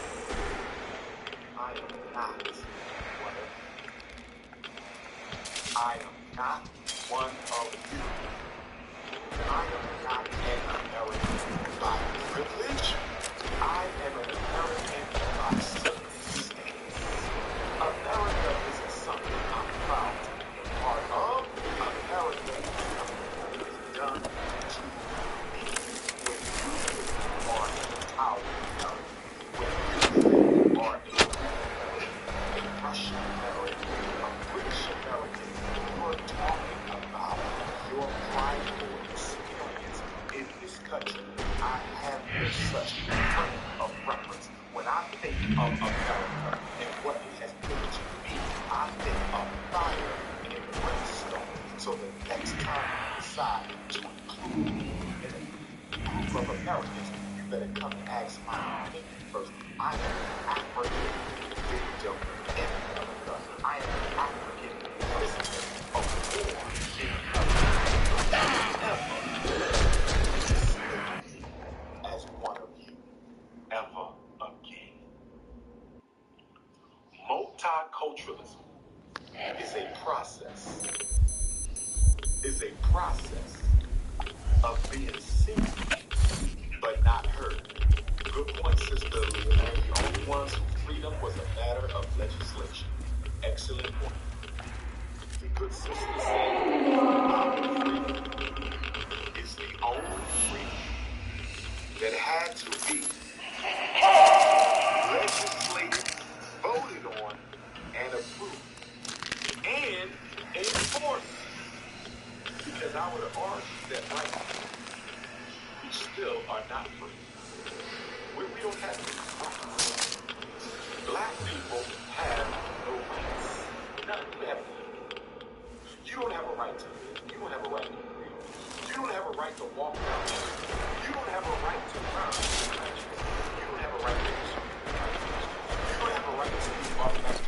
have no rights. So you say, Dr. Smart, we have no rights. How do we get justice?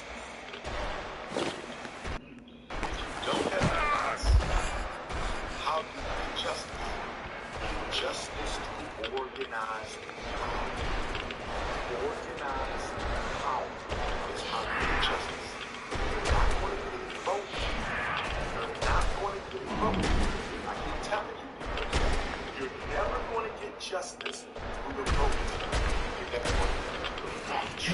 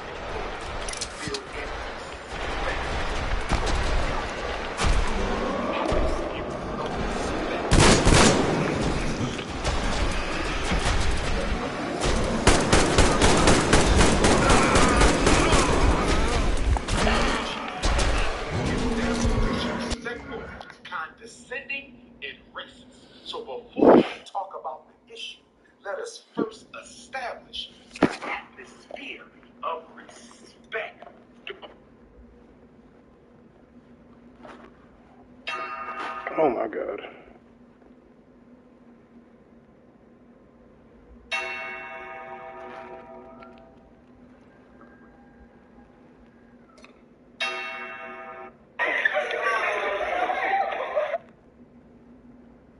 He ain't no.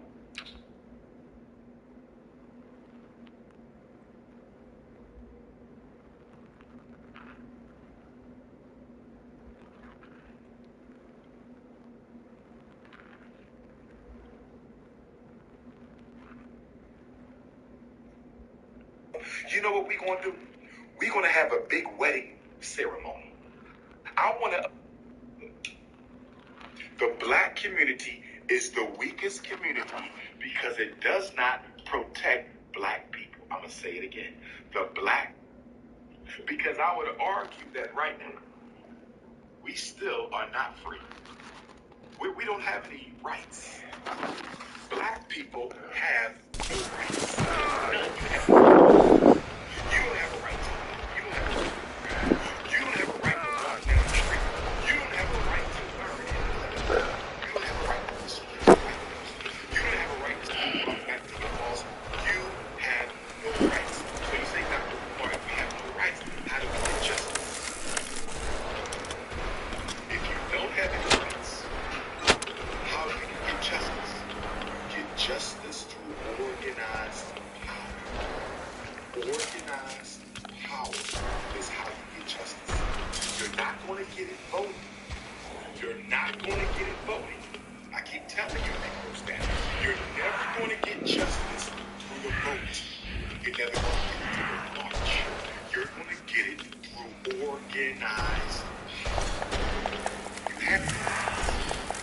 Every Negro fighting against the government by himself is fighting against the government.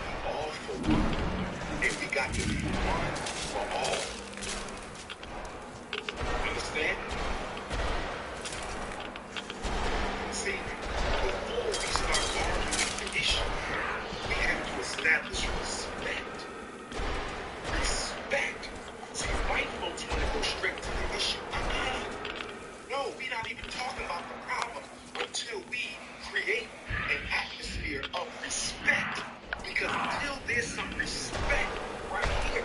We ain't discussing shit. Who you are, governor, mayor, president, person, CEO, an atmosphere of respect. Because as African people, we deal in respect. So until we have an atmosphere of respect, nothing else matters. That happened. Well, she says she didn't do it, Time out. The energy right now is very disrespectful, condescending, and racist. So before we talk about the issue, let us first establish an atmosphere of respect. Don't let nobody disrespect you. Project and stop right there. Change your tone, change your energy. Watch out. Change your tone, change your attitude. You walk like you talk to. Watch out. Multiculturalism makes us feel bad about putting ourselves first. And most of all, it removes us from the center of the human story. Black people are the center, the birthplace of the human story. You are the heart and soul. Let's tell the story.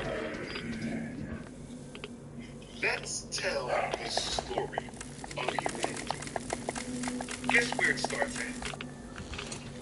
It starts in Africa. And it starts with black people. Let's tell the story. You didn't find me, my love. It starts in It's Africa. alright. I know you tried. Let's tell the story. I'm waiting for you. It starts in Africa. It starts I in want you to be there when... Let's tell the story of medicine. Let's tell the story of it all starts You are here. So nice.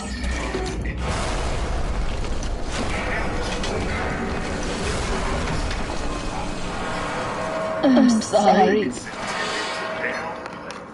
The unique story and the unique struggle of Africa. Multiculturalism is intended to downplay the unique story and the unique struggle of Africa. I'm going to say it again. Multiculturalism is intended to downplay the unique story and the unique struggle of Africa. It also leads to weak black communities. Multiculturalism leads to weak black communities. And the reason multiculturalism leads to weak black communities is you don't have a problem letting anybody colonize your neighborhood. The black community is the weakest community because it does not protect black people. The black community is the weakest community because it does not protect black people. Look at your education. Did the white people come in your neighborhood and ask you to buy a to the white people?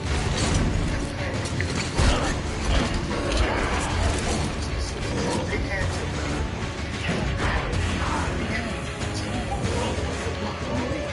you had to meet with white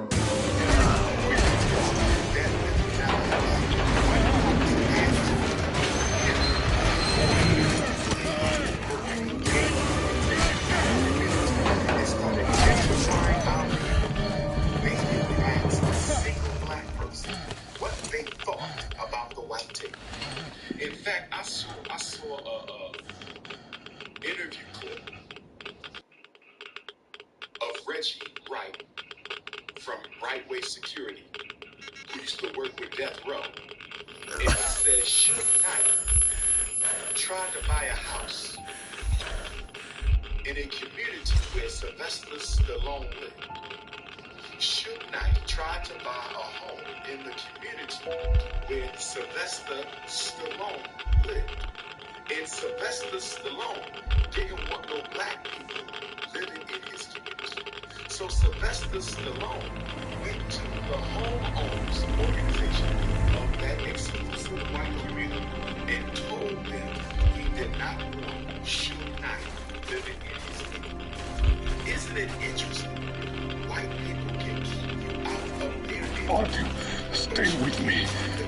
Hold on.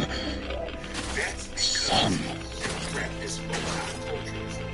They practice group economics. Just a minute. You'll get better now. You found it, you did.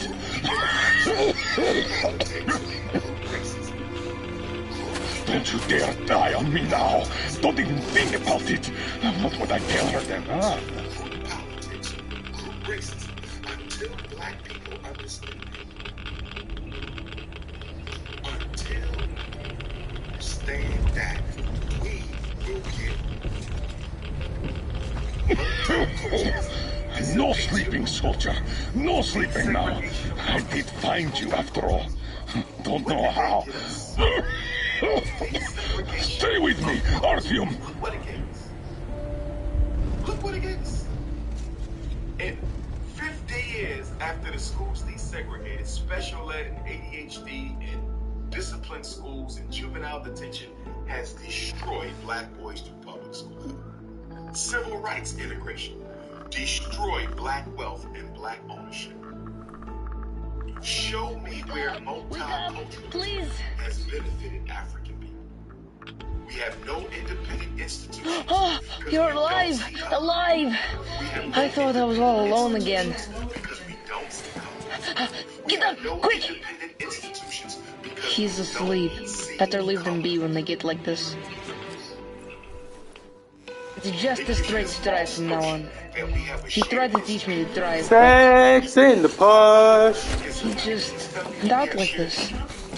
Because multiculturalism presumes that all Americans have a shared history. What is the shared history? Should somebody help me out? I've been looking for a book on the history that black people share with everybody else. Can you drive? Somebody Hooray! We're moving again. What is the shared history of the black man in America with the white man, the brown man, the yellow man, and the red man? Can somebody please tell me what is the shared history between the black He man found the map! and the white man? Said that was a true hero, and that he saved us all. Can somebody please show me how my history has anything in common?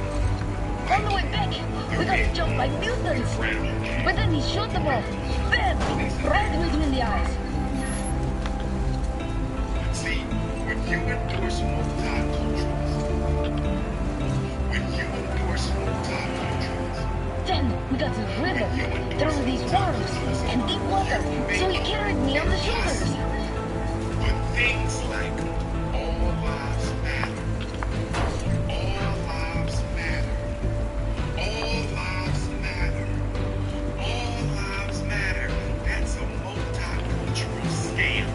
Wow, so many cars. All kind of people die. It's the moon. So beautiful. People get killed by movies. So many new things. Not just black lives. That's what Candace Owens and Kanye said. That's what Candace Owens and Kanye said. That's what Candace Owens and Kanye, they said all lives matter.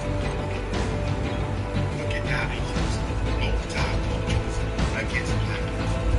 Black lives matter doesn't mean all lives matter. Black lives matter doesn't mean all lives don't matter. Black lives matter means And carriages too. Everything's slow. black lives. So we have to let y'all know.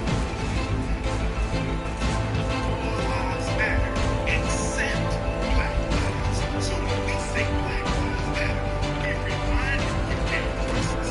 When we say black lives matter, we remind you their voices. When we say black lives matter, racism, where black Hey, lives wake matter up. is, in fact, black lives matter so much. Black lives matter so Please, much. don't fall asleep. Black lives matter so much that you must Africa to build up your civilization. So black lives must certainly matter. All the prison experiments you conducted on black people, black lives must certainly matter. All the financial exploitation you've conducted against black people, black lives must certainly matter.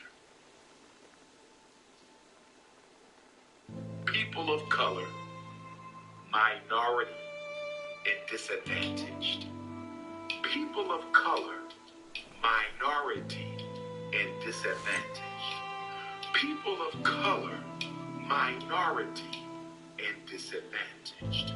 People of color, minority, and disadvantaged. How do you deny black people while making them think you're solving problems for black people? How do you deny black people by making them Mother think died? you're solving problems for black people? How do you deny black people while making them think you're solving problems for black Oh, people? man. You know how you do that? With a new word that is not limited to black people, but includes all other groups of people. And by doing this, by making black people part of this solid bowl, by making black people part of this solid bowl, by making black people part of this solid bowl, you can take care of the Asians in the solid bowl. You can take care of the Arabs in the solid bowl.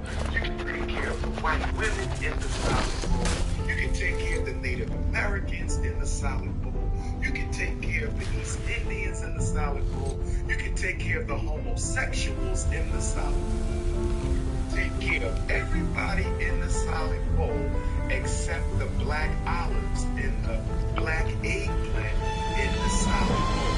But because you manipulate the black olives and the black eggplant in the solid bowl into making it part of the solid when they don't get no dressing. I said you manipulated the black olives and the eggplant into making it part of the solid bowl when they don't get no dressing. I said you got the black olives and the black eggplant thinking they are part of the solid when they don't ever get no solid dressing. Go to your city council. Philadelphia. That just beat the game? St. Louis, Kansas City, Detroit, Phoenix, Fuck no. Little Rock, Birmingham, Houston, Miami, Atlanta, Raleigh, Milwaukee, Minneapolis. Go to any city council and say, how much? Careful. I don't get how he's even alive. Artyom, can you hear me? Careful, everyone. He got irradiated badly. And I couldn't even get a reading on the colonel's body. The counter goes off the scale. Hold on, Artyom. We'll fix you just fine. How could this happen? Focus, Katya! What do we do? Tell us! An emergency transfusion. We must give him as much blood as we can. Transfusion it is then. Will it save him? It will. Keep him alive for a little longer. As long as there's blood. What's his blood type? AB positive. We could give him any type. Get everyone here. Don't go to sleep, Artyom. You can't go to sleep now. White, gay, male, homosexual. You're going to see. This isn't your destination, Artyom. You're not there yet, not even close. It's not your station. It's just a dead end. Not your goal. Can you hear me? There's just not enough of us left. Not enough. Front to keep the resources coming to white people, even when they're supposed to go to minorities. You're going to see white Native Americans. You're going to see Asians, Arabs, and everybody else. Some Latino. Don't And you leave ain't me. going to see no I black don't people. need any medicine. Even though black people might be the biggest I will live so-called now. minority group But in your what good is life without you? Stop it. So-called Don't say such minority things, group Anna. in your city. Black people might be the biggest so-called minority group in your city, and not a single black person got a contract. And whose fault is it? Ours. That's true. Why? We let the white man redefine us. That's it.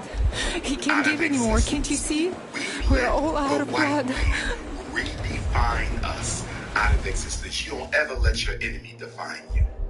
You don't ever let your enemy define you. You don't ever let your enemy define you. You don't ever Anna, let you really should your rest. oppressor tell you My dad is that I'm gone. putting you in Don't with a leave me group of too, people Artyom. called minority. I'm putting you in with a group of people called disadvantaged. I'm putting you in with a group of people called people of color. You don't define me. I'm black. The only group you're putting me in is the black box. You're not lumping me in with other people who hate me as much as you do. You're not lumping me in with other people who have way more resources than I do, just like you. You're not going to put me in a sea of yellow, a sea of brown, and a sea Do you of recognize red, me? and make me It's think me, that Eugene, I'm doing from the better exhibition. because those And to races think I've been are a waiting little here. darker than the Some white best race. friend you are. We're not playing those games, Mr. White Man. We're not playing those games, Mr. White Man. Barack Obama and Joe Biden did the same thing to the HBCUs. My mom? Barack Obama and Joe Biden did the same thing to the HBCUs. Barack So we Obama meet and again. Joe Biden What? did the same thing to Have the you HBCUs. forgotten your friend Bourbon? See how it went? Just You did the didn't same stay thing. there for too long. Just Blaze. I But see that's you just the way Blaze. the My world works, chicory, right? I do You love. struggle Serving and up fight shout out to my and still brother. get fucked. Ah, well. I say you should take a walk around. I'll stay right here if you need me. We are going to have to fight. We have a lot of time, my One of the friend. first fights. More than enough to One of talk the about first political fights everything. that we have to fight. We have to redefine ourselves out of the minority box. We have to redefine ourselves out Hello, of the Artyom. people of color box. I didn't really We have expect to to see you redefine here. ourselves outside. I thought you of had some the other fate, or disadvantaged box. a greater Because one. as long I as we remember when you were stay but a in boy those from the boxes, exhibition, as dreaming long of as one we day stay in remembering the the face minority of his box, mother. the disadvantaged box, Was the that people why of you color opened the box, airlock they at the will botanical be able to gardens? ignore us. Look at you now. I'll be returning to the metro soon. But you, as hard as we the are sun fighting never for rises here, Artyom. You can't stop as this hard train. as we are fighting Can't for ever get reparations, off it. we need There are to not fight stations in this world. for a He who has enough courage and patience to stare into the darkness for his entire life shall be the first to see the flash of light. Remember that? with them. We have nothing Why in common then? with them. That is nothing but a scam. Not enough Take resources patience. from black So what if there are no stations here? Joe Who'd Biden want to and Barack stop Obama did anyway? what? Come on, you hunk of iron. Pick up some speed. We'll shake this place up. Make all the dead look alive. Minority Serving Institute. Well, it is time for me to The leave. HBCU. And you, It's the tell everyone I said Minority hi. Serving Institute. I'll give your regards to whoever I see back home. Forget him. Come, I'm making you chief mate. We're in for a long voyage, an eternal one. I'm going to need some help. So what are you waiting for? An apology? Not likely to happen, Artyom. Everyone does what he must. A soldier's duty is to shoot the enemy, not ask questions. You did what you could. I did what I could. And we did it all right. We gave it all. Let the living sort out the rest. Hey, what's that? I want to send out a message to all HBCU presidents. This is weird. The first time I saw anything like that here. Look, how about we try to stop this thing, huh? If you are the student of an HBCU, Give me a hand. if you are the professor at HBCU, if you are on the board of governors at HBCU, if you are the president, administrative secretary, let the president of the HBCU. Go take a look. If You your can leave the enrollment ship for is now. struggling, if you're having trouble bringing black students and keeping black students in your HBCU, if you are struggling to retain your black HBCU students, reach out to Dr. Umar Johnson, who's willing to teach a class at your HBCU. Dr. Umar is the most popular black scholar in the country. He will come and teach a psychology class. He will come and teach an education class. He will come and teach a political science class. He will come and teach a history class. Because if you let Dr. Umar teach a class for your undergraduates, we promise you every undergraduate at your HBCU will want to be in Dr. Umar's class. Black power. Black power. It's not fair. We Black found a power. place to be happy. They're trying to And crush now the you leave? HBCUs. This is what the HBCU should have done. We couldn't have And the they can life we still do dreamed it. of. This is what the You gave HBCU up should have everything done. for me. And they can still do I it. hate you for This that. is what the HBCU I hate to see should you have go. done. I hate to And they stay can still do it. here They should have alone. marched on Washington. But I will. Their HBCUs Because and I all their love you. students and all their I love alumni you so should have much. marched on Washington Goodbye, and Artyom. protested Barack Obama and Joe Biden for I just beat the reclassifying game? from HBCU to minority serving institution. That was a multicultural scam. That was a multicultural scam, and the HBCUs accepted that multicultural scam without no pushback. We're going to see more HBCUs closed down if we do not fight for the reclassification of HBCUs. I have no problem with colleges getting money to help Hispanic Americans. I have no problem with colleges getting money to help Native Americans. I have no problem with colleges helping any community advance their education and stability. I'm against nobody. I am 100% unapologetically against nobody. But at the same time, I am 100% unapologetically African. And you will not let the brown man take money from the black man. You will not let the red man take money from the black man. You will not let the yellow man take money from the black man. I won't let you do it. I won't let you do it. I will not let you do it. Give the red man his own pot of money. Give the yellow man his own pot of money. Give the brown man his own pot of money. Give the poor white man his own pot of money. But you are not going to let them drink from the cup of funds that came from the brutality, massacre, dehumanization, marginalization, and extermination of African people. Nobody gets Careful. to take I don't get how he's even alive. set aside Artyom, can you hear me? Careful, everyone. nobody.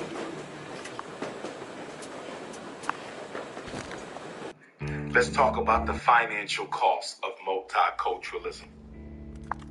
We have no powerhouse black businesses. One of the biggest financial costs of multiculturalism is Black Wall Street. One of the biggest financial costs of multiculturalism is Black Wall Street. One of the biggest... I see you, Sister Colleen Young Horton. What up, Puff? What up, Puff? I'm pulling up to homecoming this year, Puff. I ain't been to a homecoming My daughter. since I The graduated year from we spent on the Millersville with my road first gave me master's time to degree in think school about psychology in the year Respect, 2000. responsibilities. I ain't been to a duties. homecoming since They 2000. all mean That's nothing 22 compared to years. what's So I'm important. pulling My up to family. Millersville You. University homecoming. I'm sorry, Lancaster, I only got it Pennsylvania. now. I'm coming. I'll go through the Puff, I'm snow-covered coming graveyard to with a homecoming. sieve if that's Roll what out it the takes red to carpet. find the King cure. Kong consciousness As is for our returning. team, he Ground feels his zero. guilt. He wants to atone. Black Student He'll Union just have to see President that atonement Emeritus. doesn't cost him his I'm life. coming back to The campus. important part is that Homecoming I'm back in 2023. Metro, and no mutant can stop Nothing me but here. love. I don't want to see no hate. Too Radiation old for the on the hate, fellas. If I surface took is your girl in different. college, that was 30 Frankly, years I ago. thought I was Get buying over a that. one-way ticket Okay? for Get over myself it. going in. You said you were Coming close, back, but and why I'm didn't you spreading think love You to are everyone. We're on Let me this. stay That's all focused. I can tell. But now, thank Multiculturalism destroys our black financial power. It does not allow us to fund our own black businesses because we are not financially selfish enough for black businesses to survive. I'm going to say it again. We are not financially selfish enough for black businesses to survive. I'm going to say it one more time. We are not financially selfish enough. Did y'all hear what I want you to hear me? If black people are going to make it, we have to become selfish as a group. You compete through selfishness. Selfishness is necessary for group survival. Let me say it again. Selfishness is necessary for group survival. Let me say it one more time. Selfishness is necessary for group survival. Chinese are where they are because they are selfish as a group. European Jews are where they are because they are selfish as a group. Anglo-Saxons and Arabs, everybody, Latinos, everybody's group power can be traced to political selfishness. They do not share power. Economic selfishness. They do not share wealth. I don't give a damn what the pastor tells you this Sunday. I don't give a damn what the imam told you today on Friday. I don't care what the Roman Catholic bishop tells you tomorrow on Saturday. Selfishness is a virtue for black people.